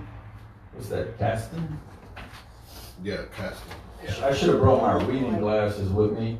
And we have Bill Gonzalez, and we have Dawn Thorne. Now, Dawn Thorne, and I know Dawn Thorne, and because Dawn Thorne ran before, although she came before us, and we never endorsed her when she previously ran, not in this election, but in past election. But I saw her commercial, and it really struck me odd because she says in the commercial, she says, when you're a litigant in my courtroom, blah, blah, blah, blah, blah. I don't know the rest. But the thing that got me a little bit on edge is when she said my courtroom. Judges, this is not your courtroom. It's the people's courtroom. You don't pay lease on the courtroom. You don't have a lease contract. You don't pay a monthly mortgage. It's not your courtroom. You're just assigned to it because we, the voters, elected you to be there. And it's the people's courtroom. All you are doing is observing and doing the people's work. It's not your courtroom. So Dawn Thorne, I just want to let you know, it's not, if you get this, it's not your courtroom. It's the people's courtroom. Now, Bill Gonzalez used to be a family court judge, and people got to ask themselves, why would somebody be a judge and then not be a judge anymore? That's because Bill Gonzalez got removed from the bench because Bill Gonzalez was the type of person that failure to know federal law. And one of the federal law is the Service Members Relief Act. And the Service Members Relief Act that says that any service member that's on orders out of the jurisdiction, the court's supposed to put a stay on their case. But Bill Gonzalez moved the case forward, and these are military veterans that was in Iraq, Afghanistan. Remember the war, Bill? Remember how you wanted them to still appear on Skype when they're in the battlefields of Afghanistan and Iraq? You still wanted them to participate in a family court hearing? Now, if I'm on the battlefield anywhere, you think I'm going to worry about a family court hearing? I'm just going to worry about trying to stay alive, Bill. Apparently, Bill never been in combat before, so he has no understanding of that, nor does he have any understanding of federal law that says you have to put a stay on the case when a member of the military is out of jurisdiction of the court. But Bill, that's a very huge law you have failed to recognize. And not only did you've done it once, twice, you've done it at least 12 different times. So this is not an isolated incident. And when Bill was running for re-election, I confronted Bill on this law, and he tried to play it off and try to lie about it. So not only did he fail to understand and practice federal law and make sure that federal law was followed through in his courtroom or the people's courtroom, he lied to me about it. So for that, I would not put Bill Gonzalez back on the bench again. But anyways, this is Giano's. Giano, you have Marilyn. What's that name again? Cast. I just cannot see these doggone things. And Bill Gonzalez and Dawn Thorne. Steve, I just want to say one quick thing. You sure they're not leasing the bench? Oh, and I want to say something about Marilyn real quick. Okay, so I don't know what you found on Marilyn Caston, but she was in cahoots with RENEE Hughes in order to kidnap my daughter. Oh. There's that. That's what Mary Perry is too. So Giano, Department U's yours, brother. All right, thanks, Steve. First of all, before we start, I have a few things to say, and I wrote it down just so I didn't forget. So what I'd like to state is, if you come after us when we're fighting corruptness in all forms, you are declaring war. So we will defend ourselves by all legal means necessary, and which our Constitution of the United States says we can. And those who stand up and back any corrupt official will also be known as more corrupt than the persons they are protecting. Also, if you choose to use children as hostages and weapons to pay back parents, all while the children are going to suffer irreversible damage, we will make sure that all citizens that search and look for corruption will find it and know about it when the proper time comes for your re-election.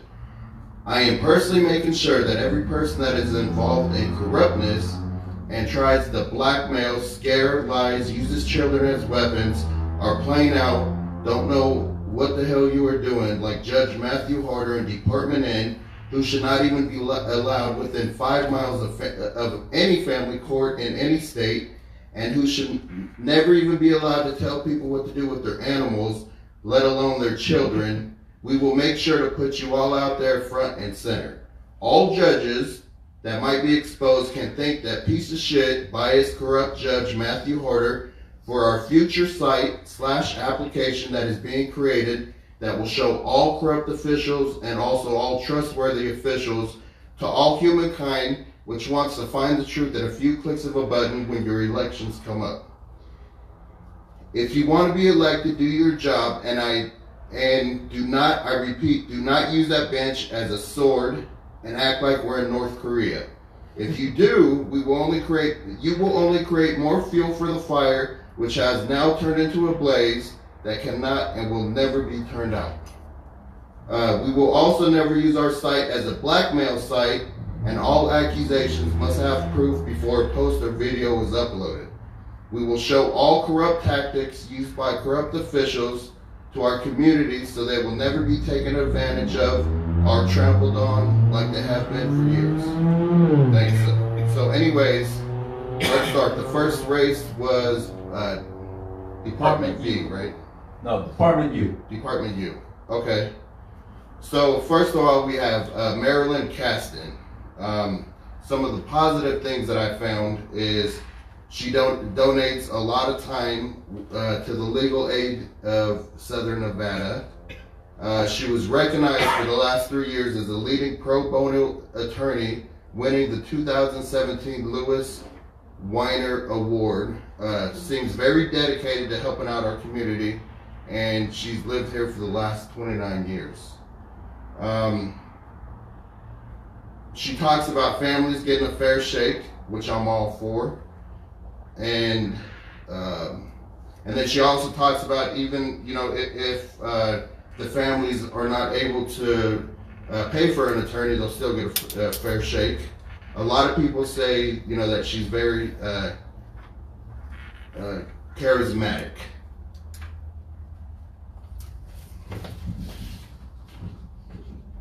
And then we have Dawn Throne. So they say she's one of the only 48 attorneys in the state of Nevada to be certified as a family law specialist. So that's good.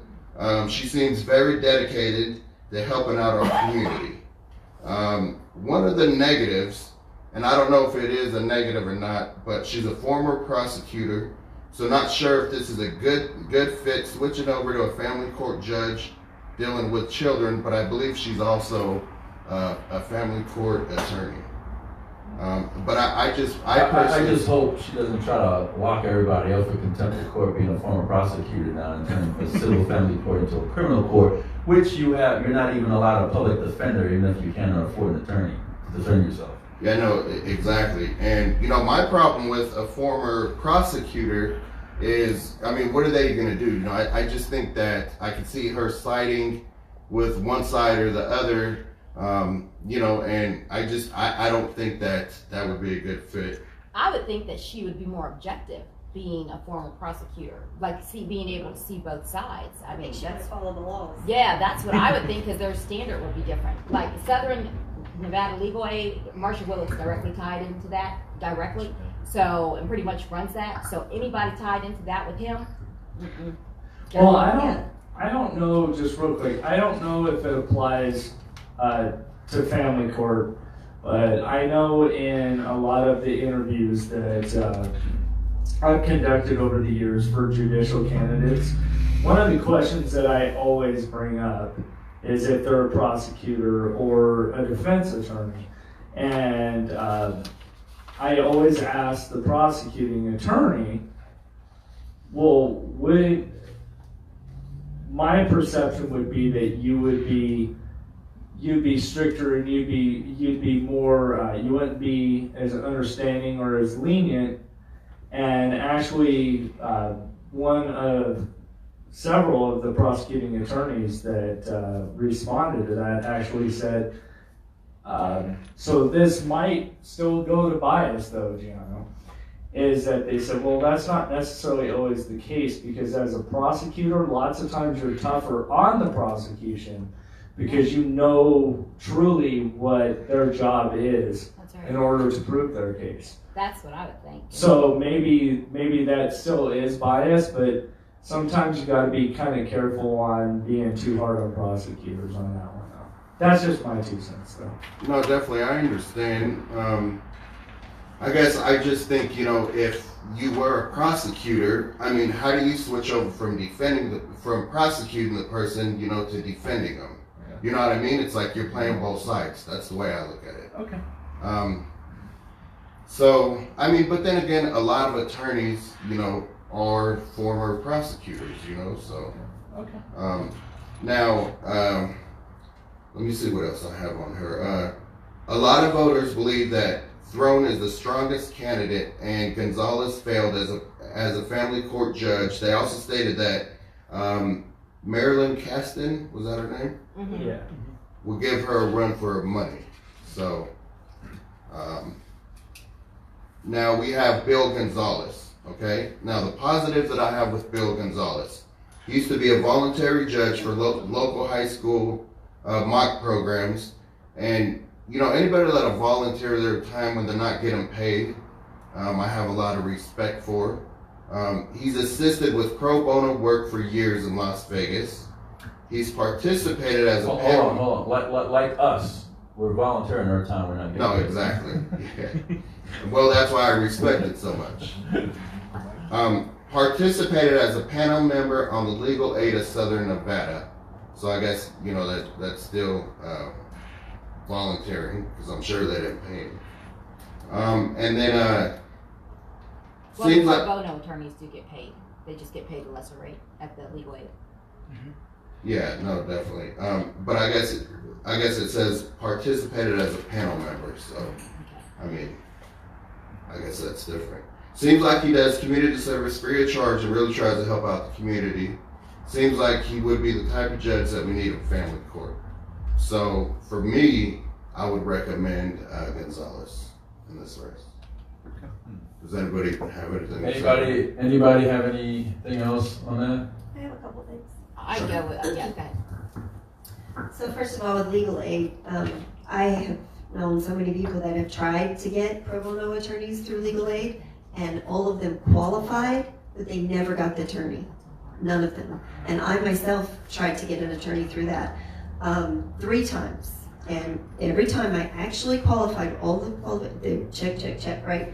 No, I never got an attorney. Well, that's because So- you didn't suck up to Barbara Buckley. Oh, maybe that's why. That's what you Maybe did. that's why. Maybe that's what happened. So I'm just saying, like with Marilyn Caston, that was one of the things that she's, you know, in with legal aid. Well, that means nothing to me. That, yeah, Means they're nothing dirty. I to mean, me. when someone says that they're in with legal aid of Southern Nevada, I'm like, nope, are automatically Yeah. axed out, because that whole center is corrupt. They have people who are getting funds, and like the case that you're reading about right now with my friend, the, you know, non-married woman who's no next friend, next kin, anything, legal aid for 7 years. 7 years on a child that's not even hers, who she is never, no surrogacy, no nothing, just because of what Matthew Harder did, what Gail Nathan did, in this case. And it's ridiculous. So yeah, legal aid, that really doesn't hold much water, honestly. Yeah.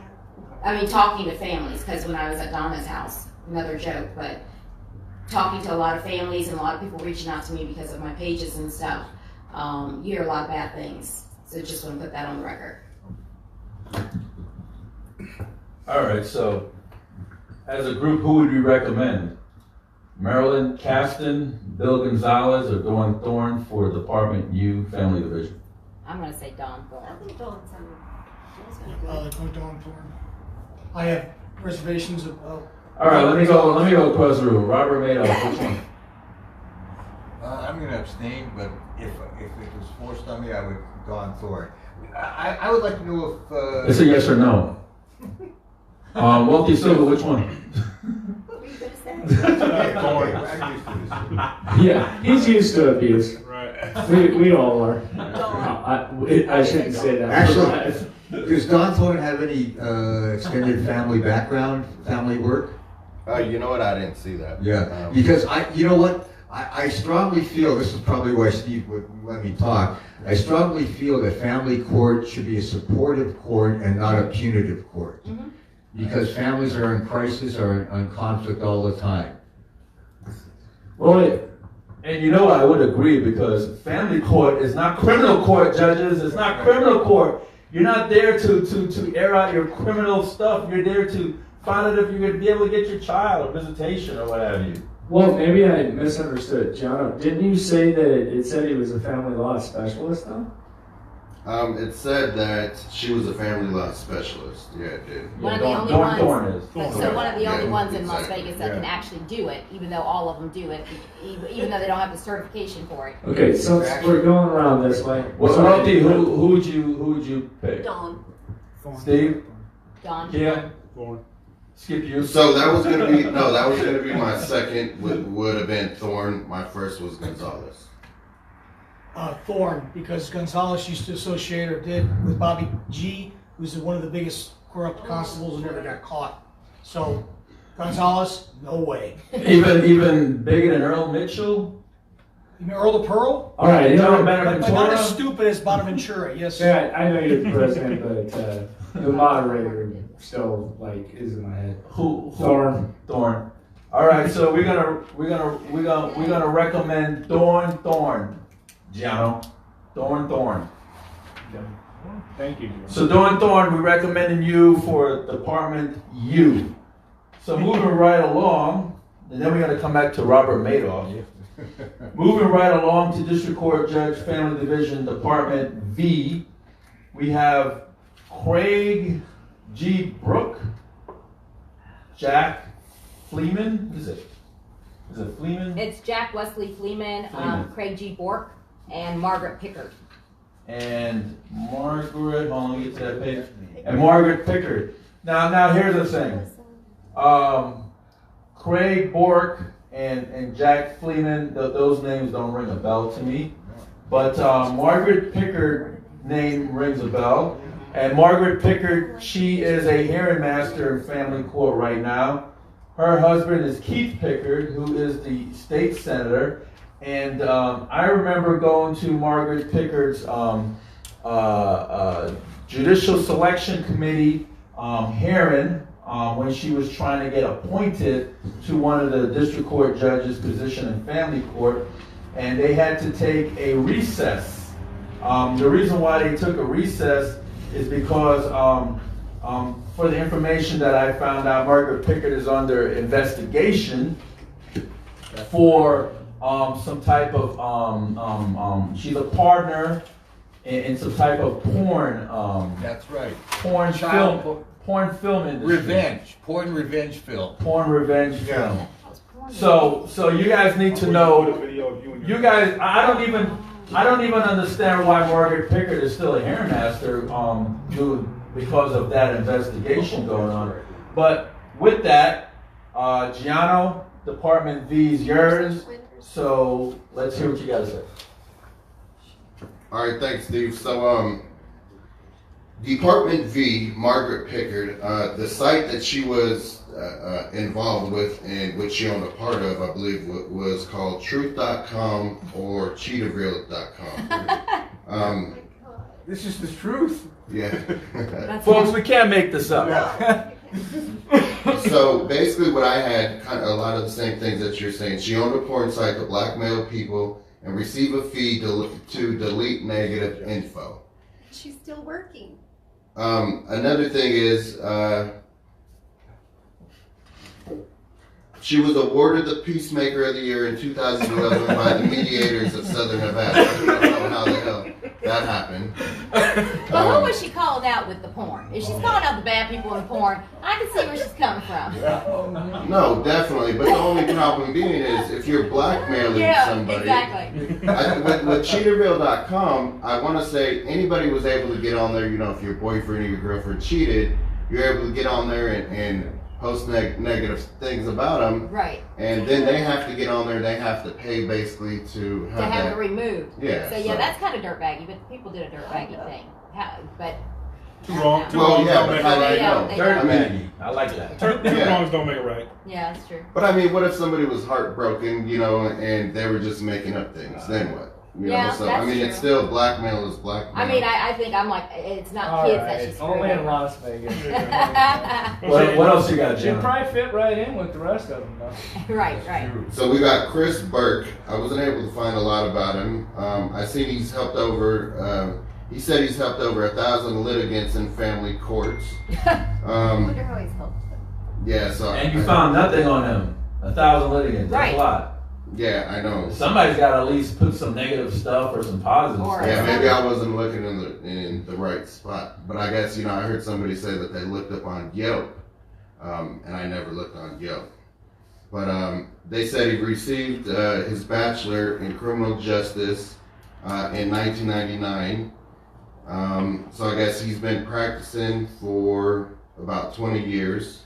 And then we have Jack FLEEMAN. That's another one I wasn't able to find too much about, so I can't really talk too much about him. He went to the Boyd School of Law, got his bachelor's in political science in 1999 with university honors. Let's see, he went to UNLV, I think I already said. Throughout his career, I found this, Jack has maintained high professional and ethical standards. These standards led to him being selected to serve on the State Bar of Nevada's Attorney Discipline Committee, which we see, we don't really get too much help from them. Right. As well as the State Bar's Fee Dispute Committee. More recently, Jack was appointed by the State Bar's Family Law Executive Council to serve on the Nevada Supreme Court's committee to study child custody reform in our state. So that's all I got on here. Gianna, quick question. Is this a new department? This is a new department. Okay. Yeah. New department. Okay. So anybody have any input for Department B? I mean, I would think, I don't know anything about any of those candidates, honestly. I think Grab it's a just mic. odd that they don't ever put anything out there. Like, that's so bizarre to me. But, one thing I do know about the Judicial Commission is that, like, Thomas Bradley, he goes after a lot of these judges. He really does. He's working on federal indictments on them. When you read his papers and his pleadings, so he's really disgusted with the court system here in Las Vegas. He's disgusted with it. So if someone is serving on that board under him, since he's the prosecutor for that, that would be a positive for that guy. That would be the only thing I would say, because I really don't know anything about him. You're absolutely right. Yeah. Because He's good. So Gian, you got something for us? So we can just all agree not the blackmail porn lady? Yeah. Hold on, I was gonna go with that. I was actually gonna recommend Pickard. No. So Gianna, Department, anybody else got anything for Department V? So with Department V, who would we recommend? Craig Burke, Jack FLEEMAN, or Margaret Porn Pickard? I think I would go with, I'm not sure on this. I would go with the guy with the Judicial Commission. I would go with Pickard if she would take that and she used that against the dirty judges. Yeah, the only problem with the Judicial. But she doesn't. So you want her to blackmail judges?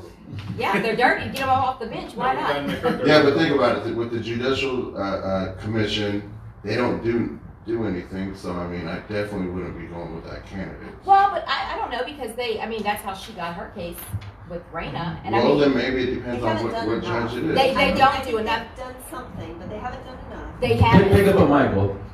But you know what though? But the Supreme Court has their hands tied too, because they've wanted a lot of those benches off, like a lot of the judges off the bench. And when you read their pleadings and their motions, you can see that. But their hands are tied by the Supreme Court. So. Well, they said they're underfunded. I remember when they went after Steve Jones, who was a family court judge. Mm-hmm. They said that took up their entire annual budget just to go after that one judge. So. Right. Either one of two things is going to happen. Either they need to abolish the Judicial Discipline Commission, because I don't think they're really doing a good job in going after all these judges. Right. Or they need to fund them a little bit more. That's what I think. And I know definitely they lack transparency. That's for sure. Right. Well, I think that they should fund them. They certainly shouldn't abolish it unless they abolish family court. That would be all right. Right. But if they're going to have family court, we have to have some redress, and that comes with judicial discipline. So. Well, I think the redress probably would be that we'd be able to recall them, but since we can't recall them because the Supreme Court passed down this rule saying you can't recall judges, but there has to be another way to remove judges off the bench besides the Nevada Judicial Discipline Commission. That judicial immunity, I I don't think they should have, well, in some respect, yes, in some respect, no, but I think that if a family court judge deliberately choose not to follow the law, I think that they should be criminal Clear charged. violation They of should be civil criminal rights, charged. Right. and they still have immunity, that's not okay. Well, maybe that's what we're here for, Steve, is maybe we're that next step in between and getting to the Supreme Court and wasting all their time and money, our litigants and the things we find. Well, now, they don't have to use all that time on attorneys for discovery, we gave you the discovery. Yeah, I think there should be a public. Oh, Yeah, go ahead. Okay, just commenting on the Judicial Discipline Commission, I think something's better than nothing. And we used to say that you don't want to put the mark of Cain on somebody or make false allegations, but they said that, you know, sunlight is the best disinfectant, so you got to bring it out. I spent a lot of time yesterday and today looking at the question was, I don't like the word change because I don't like Obama. I'm sorry. It's improvement. It's either improvement or you're getting worse or you're keeping the status quo. So when I looked at this stuff, there are ways to get judicial officers or public officers out of office. I won't go into details, but I'll just give a few. There's perjury. There's subornation of perjury, which means if the judge knows that the plaintiff or defendant or litigant is lying, they can be charged. Thirdly, there's misfeasance, malfeasance, and nonfeasance. You can look it up on the internet. Yep. There's ways to do it. And all I've ever said to Steve, and I think I wrote a letter supporting Steve a couple months ago, and I said, I have one little theory. I have thousands of quotes, I have one little theory. No matter what, people don't do things out of the goodness of their heart. They do things out of pressure properly applied. that's right. And the pressure, we have to keep on the pressure, the publicity, the exposés, whatever. Because, you know, I was kind of afraid tonight was just going to be belly barking and belly bitching, but it's not. Because we can, if you believe it, you can make a difference. Okay, so a follow-up on you know what everybody's been saying. One thing with me, okay, with Matthew Harder and the judicial discipline, basically, no matter what he's did, okay, he basically took a drug addict that came back after 4 years of abandoning our child. Matthew's not on the ballot either. No, he's not, but I just got a few things to say. So, you know, and it has to do with the judicial discipline also. But I mean, anybody that's so biased and so corrupt and says, hey, hold on, ma'am, how much do you make? And remember, this woman, which is my kid's mother, never asked for an attorney. And we all know here, you do not get free attorneys in family court, okay? So anybody that would say, hold on, ma'am, how much do you make? And she states, I make $2,000 a month. Okay, I'm going to find you indigent and I'm going to give you a free attorney is corrupt and biased. What was the case dealing with parental? Terminate. It was dealing with termination. When you deal with termination, they actually are supposed to appoint you counsel if Okay. you can't afford it. Okay. Just right. in termination, that's it though. Now, are they supposed to appoint the person that is getting their rights terminated, or that they're trying to terminate the person's rights, or the litigants that's trying to terminate someone's rights? The person who is, the parent who is having the rights terminated, if they can't afford counsel, because it does deal with parental termination, the court is supposed to appoint you an attorney. That's the only time they have to do it. In most states, they have to do relocation and termination, but here in Las Vegas, it's in Nevada, it's just termination. They can't, So- you can't argue that by yourself, so they have to appoint you counsel. Okay, that's great you said it. So anyways, I was going up for termination. They were trying to terminate my rights for 0 reasons at all. And what they did is they gave her a free attorney, okay? As being the moderator, I have to stop you because you got Department V, and I just kept looking and I just can't find Matthew Harder's name on there. But no, I know, I'll get carried away. But do you know what though? But he's bad. I mean, like you seen what my friend sent you. Yeah, no, definitely. One last thing, okay? He gave the wrong person the attorney. No, he gave the wrong person an attorney. So Right, how does that work? But then to screw me a little more, he says, you know what? Your daughter's 10 years old. She's old enough to know, or to choose who she wants to live with. You know what I mean? Okay. So, all right, that's all I got. All right, so Matthew Harder's terrible for people out there. Don't if you get in front of him, I'm telling you, preemptory challenge. criminal. Okay, so Department V, Craig Burke, Jack Fleeman, and Margaret Pickard. Who would we recommend? I'm gonna stay out of this one. Who would we recommend?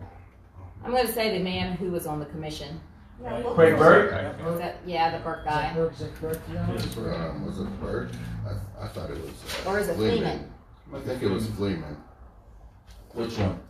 Yeah, I think it was Fleeman. Is he the guy with the dark hair right there in that picture? Yeah, it was. Yeah, Fleeman. it's gonna be Fleeman because I remember when you turned it over. Yes.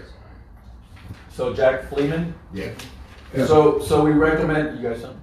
No. Oh, we recommended Jack Fleeman for Department V.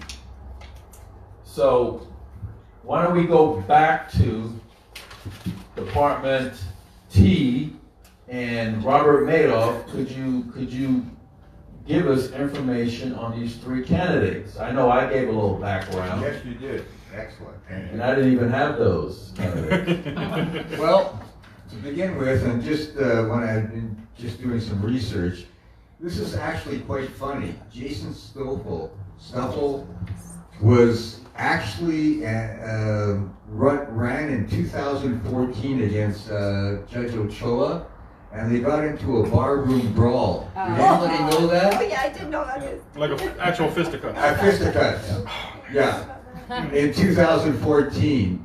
So as far as Jason is concerned, I can't see myself supporting him. Now the with the other lady, Gemma Nazarino, she actually is from California. She didn't keep her license.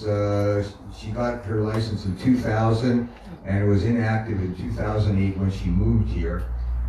She's been a public attorney and managing partner of Nazarena and another attorney. It doesn't seem to appear to me that she has any family court background. So right away, to me, I wouldn't even suggest her. Well, the fact that she didn't even show up for the hearing, she didn't even show up for the review journal, Yeah. and then she didn't even bother to reinstate her license. Yeah. I mean, you just That's gotta exactly pay it. the That's exactly what happened. So there's Maybe she had other things in her mind. that's possible. fees. You want that person making decisions for you? Oh, Because they absolutely. can't handle their own business. But so there's only one left is Nadine Cutter. Nadine Cutter. Nadine Cutter. So we recommended Nadine Cutter for Department T. All right, thank you, Mr. Madoff. So moving right along, we're going to go to Department Y, and we have Jesus. Department Y? What's that? What's that name? Yeah, why? Department Y. What's the name? Just give me the It's, name. You can't see it either. You got glasses. no, on. I can see it. Is that the first middle? I'm like, wow, is it? Go with the comma after that. What's her name? Andar Raid? No, that's the last name. What's the first name? Right here. Salvador? What's that name? Salvador Maricar and Darday? Miracar. Yeah, that. Okay, that's it.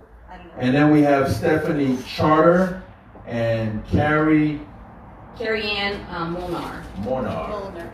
Yeah, Carrie. So, Wealthy, that's your race. That's mine. Oh, Okay, so first of all, with Carrie-Ann Molnar, I believe she will be just as bad, if not worse, than RENEE Hughes. Ooh. So straight away, I have personal experience. I went to her when I was looking for an attorney. I believe through I don't know, some attorney website or something. I found her. Now okay, I'll try this one. And this was right after my daughter had been kidnapped. So she pulls up my case. She was really rude to start with. You know, I never met this woman. She didn't know me. I waited for like 20 minutes or something in her lobby waiting to see her, and then walked in and she was kind of just put off that I was there.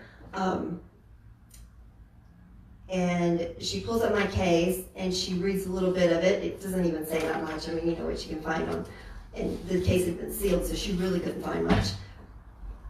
And she goes, you kept your daughter from him. And that was like the first thing she said. And I'm like, well, no, I didn't. Like, okay, well, she was just so rude and obnoxious. And I was like, should I just get up and leave? Like, I'm here to get an attorney. Like, I'm a future client or possible client, right? And so I started to explain a little bit about my case and, what was going on. And she was just hearing none of it. She was like biased before I even like opened my mouth, biased against me. So I was like, well, I guess she's just a woman hater or something. And I talked to her for a little bit. So I was like, let's see what is going on with this crazy woman, right? And I said, okay, but my daughter is 12 years old at the time. She was 12 years old. Are you saying that you don't think a 12-year-old should have a voice? She goes, no, I don't. You should just make her go. Children don't have voices in family court. And I was just like, oh my goodness, this woman she is crazy. And if you care about your children, you do not want this woman on the bench. And then I went home and I looked online and I was like, am I crazy? Or, have other people had this experience? And you can look her up. All the reviews, well, not all of them, but like 9 out of 10 are the same thing. The same kind of experience that I had with her. So obviously she's she's probably in with a lot of judges too. This is Molnar. Yeah, Carrie Molnar. Yeah. And sorry, let me get a sip of water. We're just waiting on you, So definitely don't want Carrie Ann in there. No. So definitely not her. And then I actually sent Stephanie Charter and the other one to Maricar, Maricar, however you say it. I sent them emails to see, asked a couple questions, and I'm just going to read you guys the email that I sent.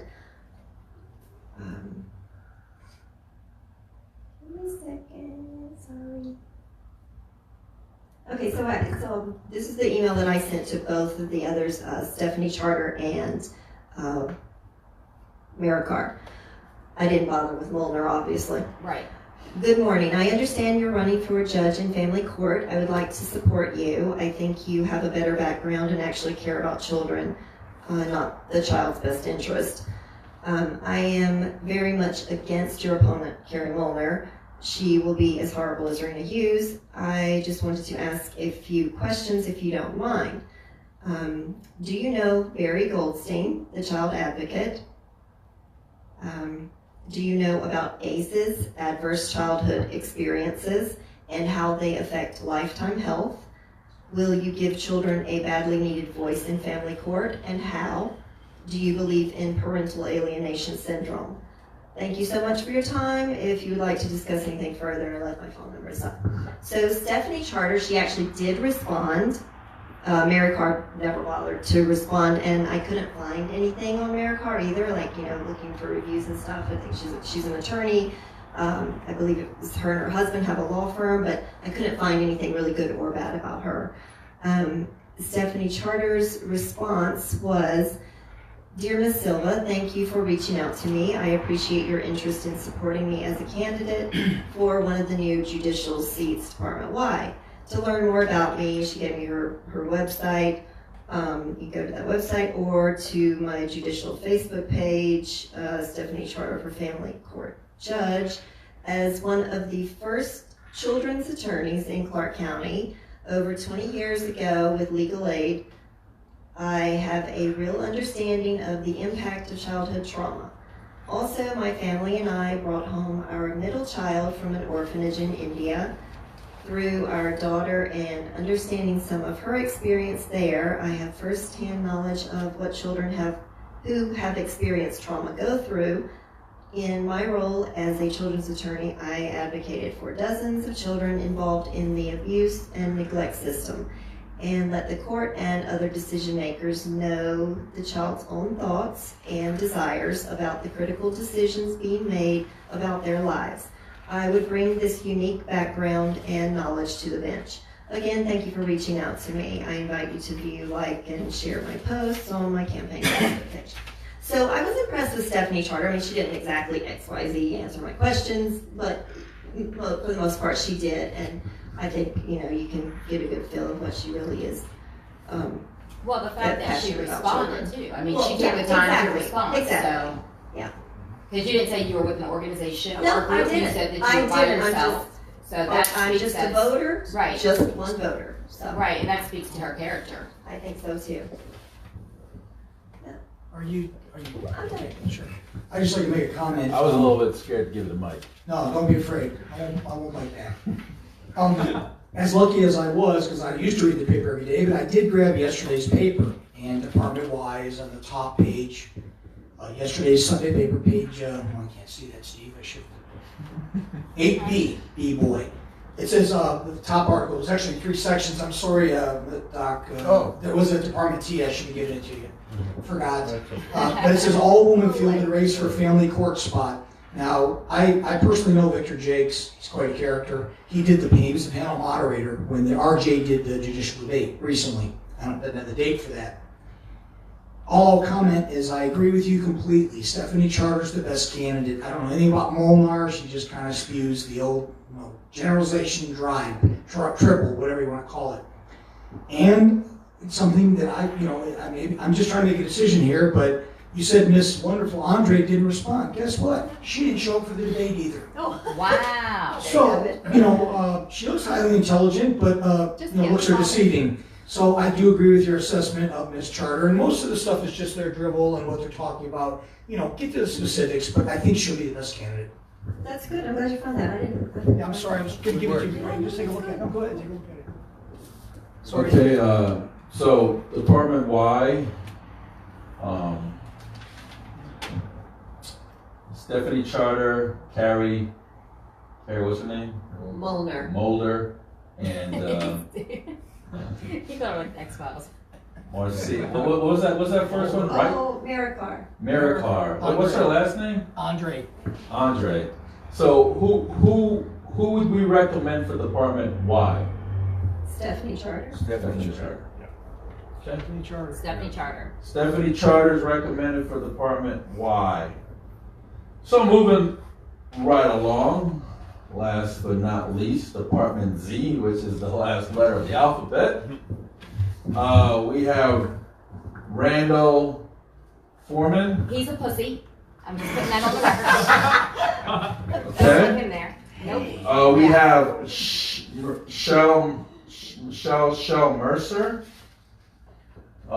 We have Romeo Perez and Kevin Speed. Now I could talk about Michelle Shell Mercer.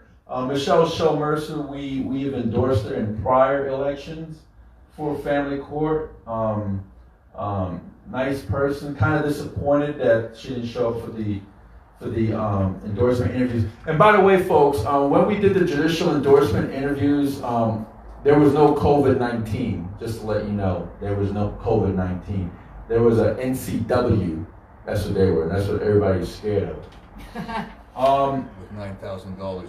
Yeah, with $9,000 in the bank. All came from mommy and daddy. And then we have Romeo Perez, and Romeo has ran before. Matter of fact, I showed up at a couple of Romeo Perez's fundraiser when he ran last time. And Kevin Speed, I showed up twice to watch Kevin Speed do his testimony in front of the Judicial Selection Committee because he wanted to get an appointment. I really have nothing bad to say about any of those candidates in Department Z, nor do I have anything good to say about them. So I know a lot of them are standoffish, and a lot of them try to snooze their way, try to be political, but some people can read right through that. But with that, Jim Jonas had Department Z. Jim? Okay. All right. So I'm glad that somebody spoke up about Randall Foreman because I really didn't find much other than he's been practicing for 7 years and he has no reviews. I've met him. He's been practicing for how many years? It says 7. Well, Do you want his background? Hold on. You got to be 10 years to practice to run for district court judge. So if he's only practiced for 7, he can't run. Did somebody bring that up? No. Yeah, you So can't write anyway, up a go second. go up with what you want to add. So pretty much, he is the attorney for the family court, and so you see him. What does that mean? So he pretty Like much. the Godfather? So he will represent them. So when you have disqualifications or anything like that, that's who you go and you speak to, and you turn your paperwork into him. Or if you have problems, you could speak to him because he's actually an attorney, and he represents, represents the court down there. That being said, he's pushover, and he is, like I said, a pussy. He is of no help. I brought so many things to him with what Raina was doing, and what he told me was to send her up on a writ of prohibition. He said, then send her up on prohibition. But he would do nothing. He's kind of there to act and step as an in-between, the go-between man. A butler. Yeah, pretty much. And he doesn't do that. So my thing is that if you're not even capable of doing those things when you're not a judge, what are you going to do that's so spectacular when you are one? Because he's just one of those people where he's just kind of, just kind of, I'll just tell you something to make you happy, and even though I know it's Pacify wrong, you. he wants to pacify you, but he's not going to do the right thing because he doesn't have the balls to do it. My personal opinion. Okay. I just want to respond to that. I actually know Mr. Foreman. He's an administrative assistant down at the family court, and he's in a very tough position. He's got about 15, 16 judges pulling him every different way. And I can tell you through personal experience, through emails that I've had with him, he does do the work. And, he basically, for myself and at least 8 other litigants that I sent over to him, he did indeed help them. Okay. So Yeah. I just wanted to let you know that. No, I believe, and do you know what? Here's the thing. I think that every time I was there with him, he was always busy. He was always doing something. Yes. He never ever, and it was with Raina Hughes. So I don't know if she had his balls in a vice grip. I don't know. That's possible. But because he probably had a hard time with her. That might have hurt. But with and in regards to her and me, never was of any help. And I mean, half the time he wouldn't even return my phone calls. Okay, but I, in all fairness, and I'm not defending him in any way, shape, or form. Through our experience with him, he followed through on each and every one of his Right. commitments. Right. And that's highly unusual for somebody that's actually running for a family court judge, because you go down that list and they're basically all full of shit. They are. And here's the thing. I will tell you this. I've heard there are other people. I have friends who love Randall Foreman. I didn't have a good experience with him, and it just because with the way he handled things, it just it was very off-putting to me. Yeah. And not just because of his not helping me, but just I don't know. It was kind of like this nonchalant, like what do you want me to do? But I mean, he did say send her up on a writ of prohibition about Raina, so. And he does have a lot of work because every time I was there, because I went to disqualify her so many times, he was always super busy. So. Well, this is the first time we got to the discussion without the person that has these candidates go through the list. I apologize. No, that's fine. No, That's good input. yeah. No, that's And plus, good. you guys are on 2 different sides of this guy. So. Yeah. So, Kevin Speed. Oh, you're gonna go backwards. Yeah. Okay. Kevin Speed. I didn't really find a ton on him. I do know that he tried to be appointed twice. That's basically all I found out on him. I do know Romeo Perez fairly well. I do know that he's ran before. I know Michelle. It's not that I don't like Michelle Mercer as a person, but one of the reasons why I talked earlier is she's been a pro tem hearing master since 2009 to present, so 11 years. I just honestly at this point, I just really think it's time to clean house. On a lot of these people that have been around a long time. She might be a good person, means well, but 11 years is a long time to do something, and nothing has changed. Right.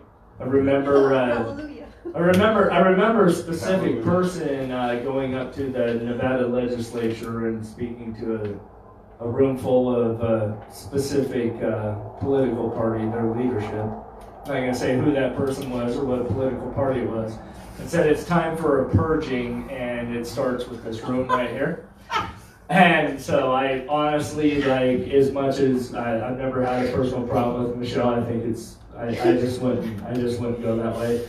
I know that Romeo. This person said purging? Yeah. Oh wow. I know that Romeo is kind of a quintessential candidate. I know he was run before, but if you look at his statistics, 72%.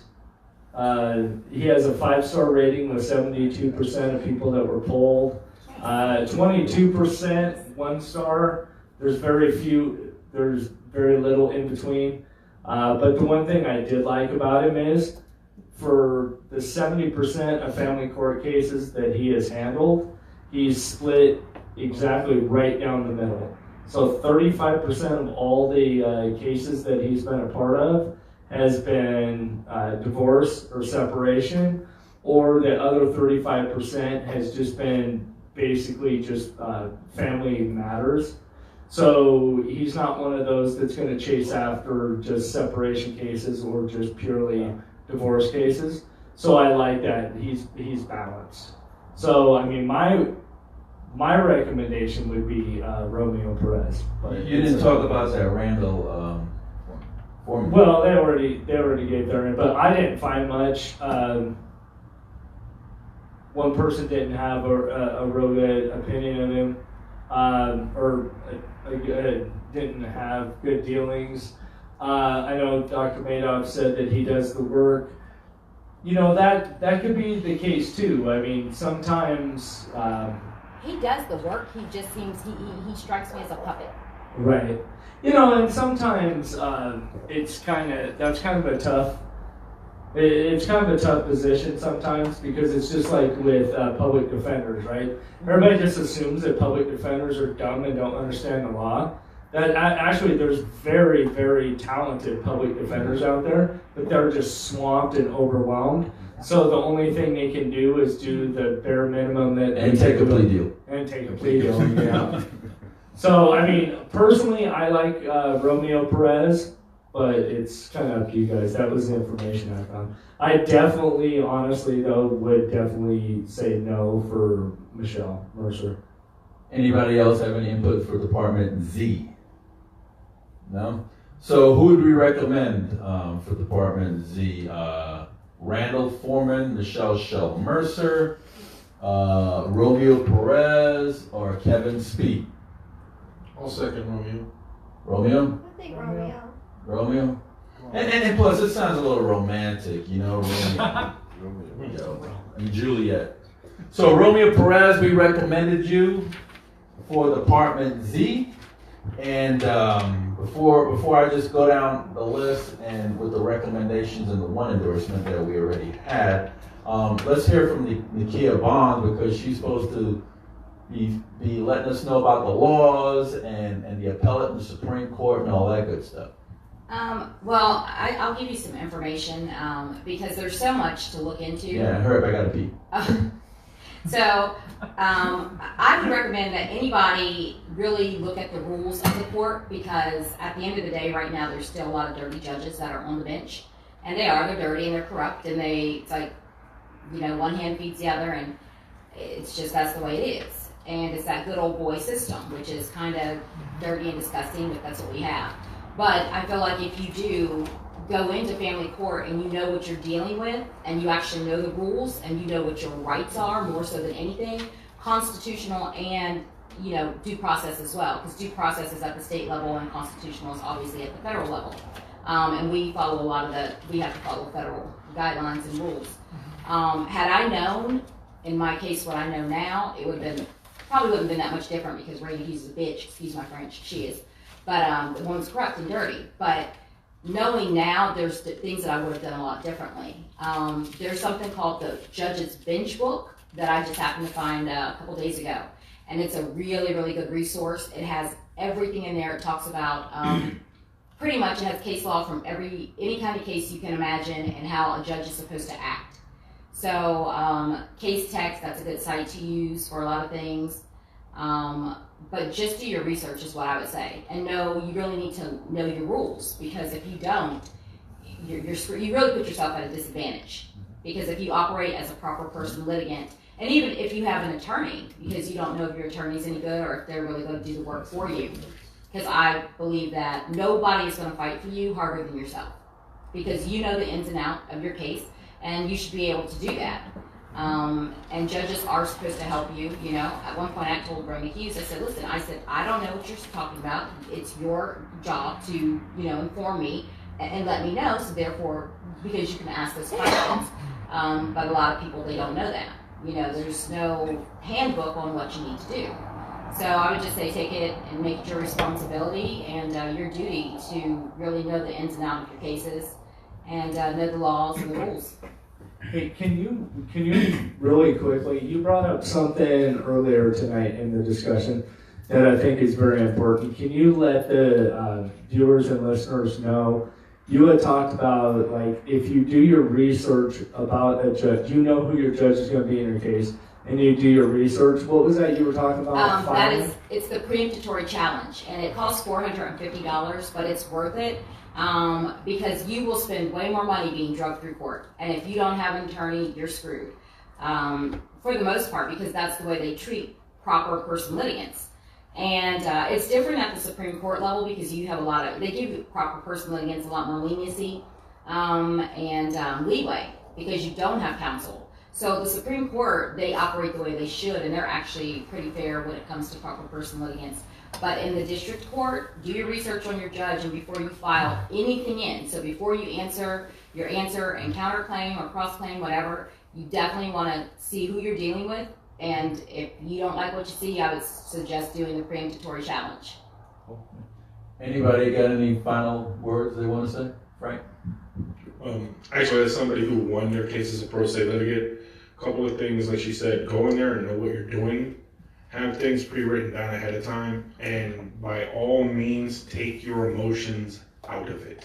It's an emotional thing, but if you take your emotions out of it when you're speaking to the judge, and you know what you're going in there for, and you know how to dictate what you're trying to say, it's going to come across that you're putting not only this case but this child before yourself, and it's going to look good to the judge. And secondly, a lot of you guys spoke about domestic violence as something the judges try to throw this way or that way or this way or that way. About 40% of all domestic violence cases are against men. And a lot of things that people don't know, I've taken the Metro Domestic Violence class, I'm certified in it. Your spouse checking your receipt, your text messages, your mileage, or withholding intimacy from you for long periods of time is all domestic violence. It's not just the physical abuse, some of the verbal stuff, it's the other things. If you find yourself in those situations, get the hell out. Because staying there for the kid ain't helping the kid. John? Yeah, one thing I would like to say is it's one thing to go in there and know the laws, and it's another thing to have corrupt judges and basically if they don't like you, they're gonna make sure you lose. That's but exactly right. What happens is that the children have to suffer, and remember, right? They're children now, but what happens when they get older, when they don't have the other parent, right? So that's why I think that a lot of times, we need to have jury trials. I think especially, like Steve says, a lot of times for termination of rights. Right. So yeah, I don't think I mean, of course you do want to know the laws and stuff like that, but a lot of times it doesn't matter. And like with somebody like Harder or somebody like RENEE Hughes, it doesn't matter. If they don't like you, they don't like you. That's right, it doesn't matter. So with those certain judges, you're right, it doesn't matter what you do. Yeah, okay. Let's go back that way. Nakia, do you have any final words? So, I'll just say for the record, there are just some judges that are really bad, and it doesn't matter what you do. It's already predestined that you're not going to win. They're going to do everything they can to knock you down at every turn. And, by calling you a vexatious litigant. Yeah, by vexatious litigants and that kind of thing. I mean, the first time I was on the bench, I was bamboozled. I didn't even know. And here I was served right outside in the hallway, and he had a case going for 7 months. Had never jurisdicted. I didn't even have jurisdiction here at the time, and so it should never even proceeded, because that's another thing. Check jurisdiction, because if these judges do not have jurisdiction, they cannot act. They have to dismiss the case.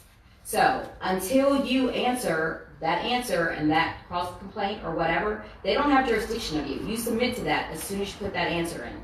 So that's another thing that people should really think about, know the jurisdiction, because federal and our NRAP rules are very, very clear. When a judge does not have jurisdiction, they have to dismiss.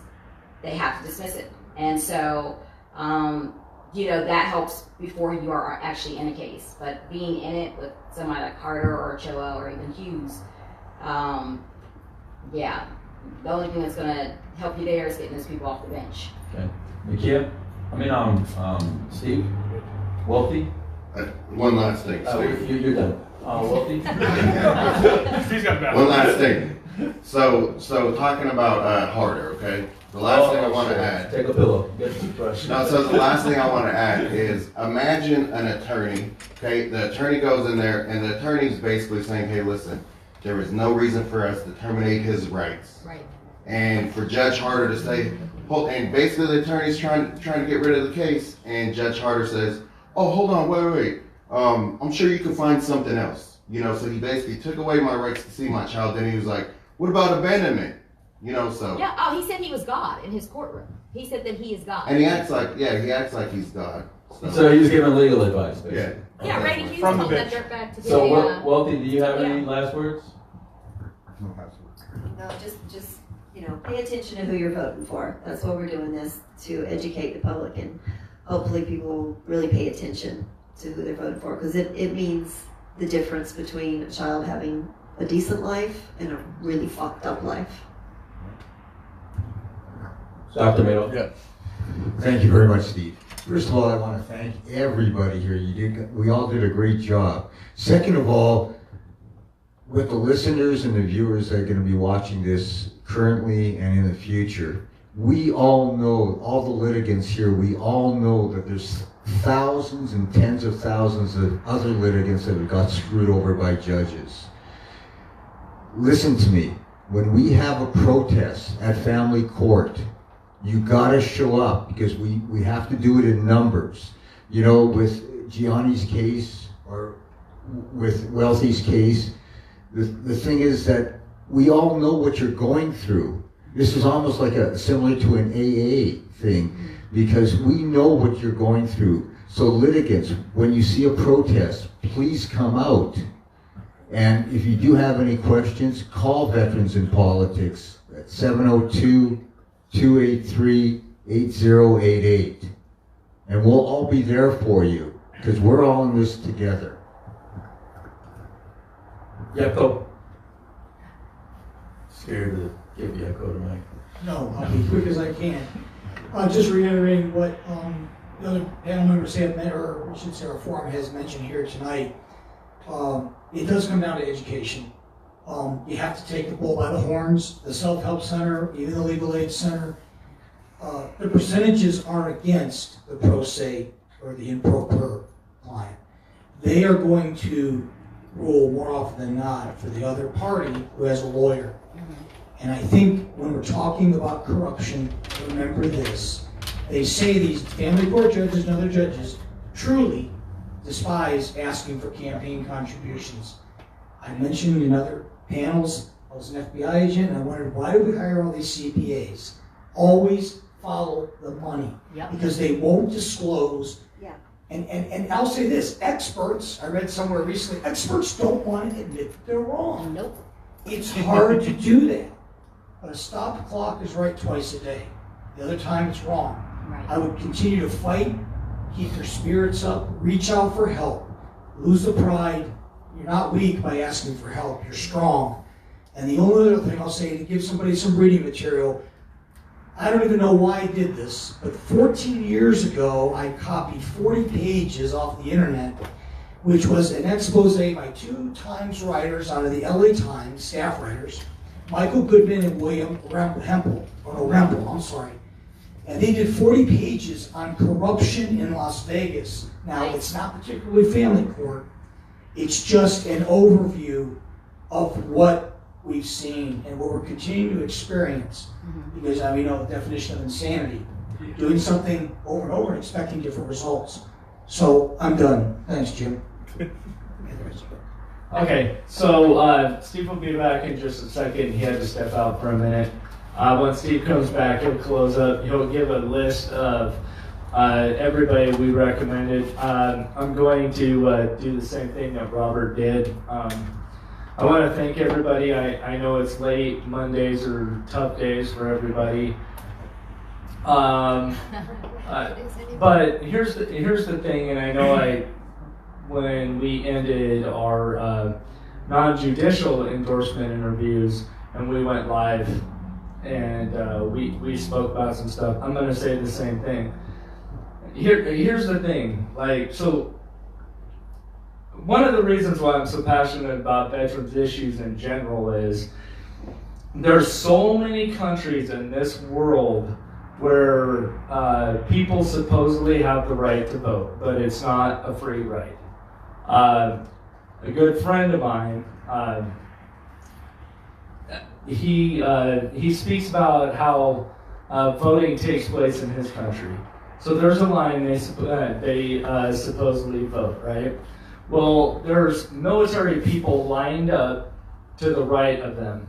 And they literally walk up to them and they tell them before they go into the voting booth, they say, "You know who you're voting for, right?" And they go, "Yeah." And they specifically tell them who they're going to vote for. So you actually have the freedom to vote for whoever you want. And the reason why you have that freedom is because veterans sacrifice so you can have that freedom. I'm really, really, truly hopeful that everybody enjoyed what we did here tonight. We're going to continue to do things like this going forward. Voting is super important always, but this time it's very important because all the ballots are mail-in. And if anybody understands how easily that system can be corrupted, it's veterans, because so many times veterans, especially abroad, that's how they vote, is by absentee ballots, and it doesn't get counted unless the election's close. So I encourage you to please take what we did seriously here tonight, do your homework in other races, educate yourself, and please make sure you fill the ballot out and mail it in, because it's extremely important. And with that, I'll turn it back over to Steve. Nikki, you wanted to say something? Yeah, just real quick, Oh, just real fast. For anybody who has stories and they want to tell them because you think that you're alone and there's no one who understands what you're going through, I have a website. It's called demandingjustice.exposed. I was on Facebook, but I kept getting complaints from the court watchers, and so I said, screw it, I'm just going to get my own web domain and page. So that's what I've done. So it's demandingjustice.exposed, and I encourage people with stories to reach out to me so I can post those stories on the page. Anything else that you want to know, and I can also give resources and information that I know. It's just kind of a community thing for people who are proper person or not, who want to know something without being tore down and victimized and bullied and harassed and that kind of thing. So, Thank you. thank you. I just wanted to thank everybody for showing up and doing this. I know we don't have to be here. Get it? We don't have to be here. We're just doing it because we believe in this community, and we believe that that we need to put the very best on the bench, especially these district court judges that's going to rule over the bench for the next 6 years, and that's a very long time. So we need to make sure that we put the right person on the bench. I'm going to recap on our recommendations and put it on our website, and if anybody wants to go and copy your recommendations, you're free to do so. If you want to vote your conscience, or you want to vote different way, or you want to vote because they're friends of yours, I just said be careful what you sow. District Court Judge Department A, we recommend Judge William Voy. District Court Judge For Family Division Department I, we have endorsed Yvette Chevalier Lopez. District Court Judge Department J, Family Division, Scott MacDonald. District Court Judge Department M, Family Division, Lynn Hughes. District Court Judge Department P, Family Division, Fred Page. District Court Judge Department S, Family Division, Lisa SZYC. District Court Judge, Family Division Department T, NADIN Cutter. District Court Judge Department U, Family Division, Dawn Thorne. District Court Judge Department V, Jack FLEEMAN. District Court Judge Department Y, Stephanie Charter. District Court Judge Department Z, Romeo Perez. We've been doing this for almost 3 hours, discussing these family court judges, so you could have a better judicial bench. Please don't go and listen to those other groups. They're not doing anything like this. This is all transparent. They're doing behind the cuffs. They're collecting money. They're collecting favors. They're collecting power. They're collecting all. You know what we're collecting? Not a damn thing. Okay. So who are you gonna believe? Somebody that's doing it behind the cuff, or somebody that's doing it right in front of your face? So with that, I'd like to thank all the listeners and the viewers and everybody that decided to watch this for the Facebook Live. And we're going to have it also on YouTube. We're going to put it on YouTube and all the other social media outlets. So again, thank you all for listening, and thank you guys for coming. And we might do for civil criminal, appellate, and Supreme Court. Don't know yet. But I know the ballots are being mailed out between this week and next week. Well, with that, thank you guys. Good evening. God bless. Wash your hands. Stay away from crazy people.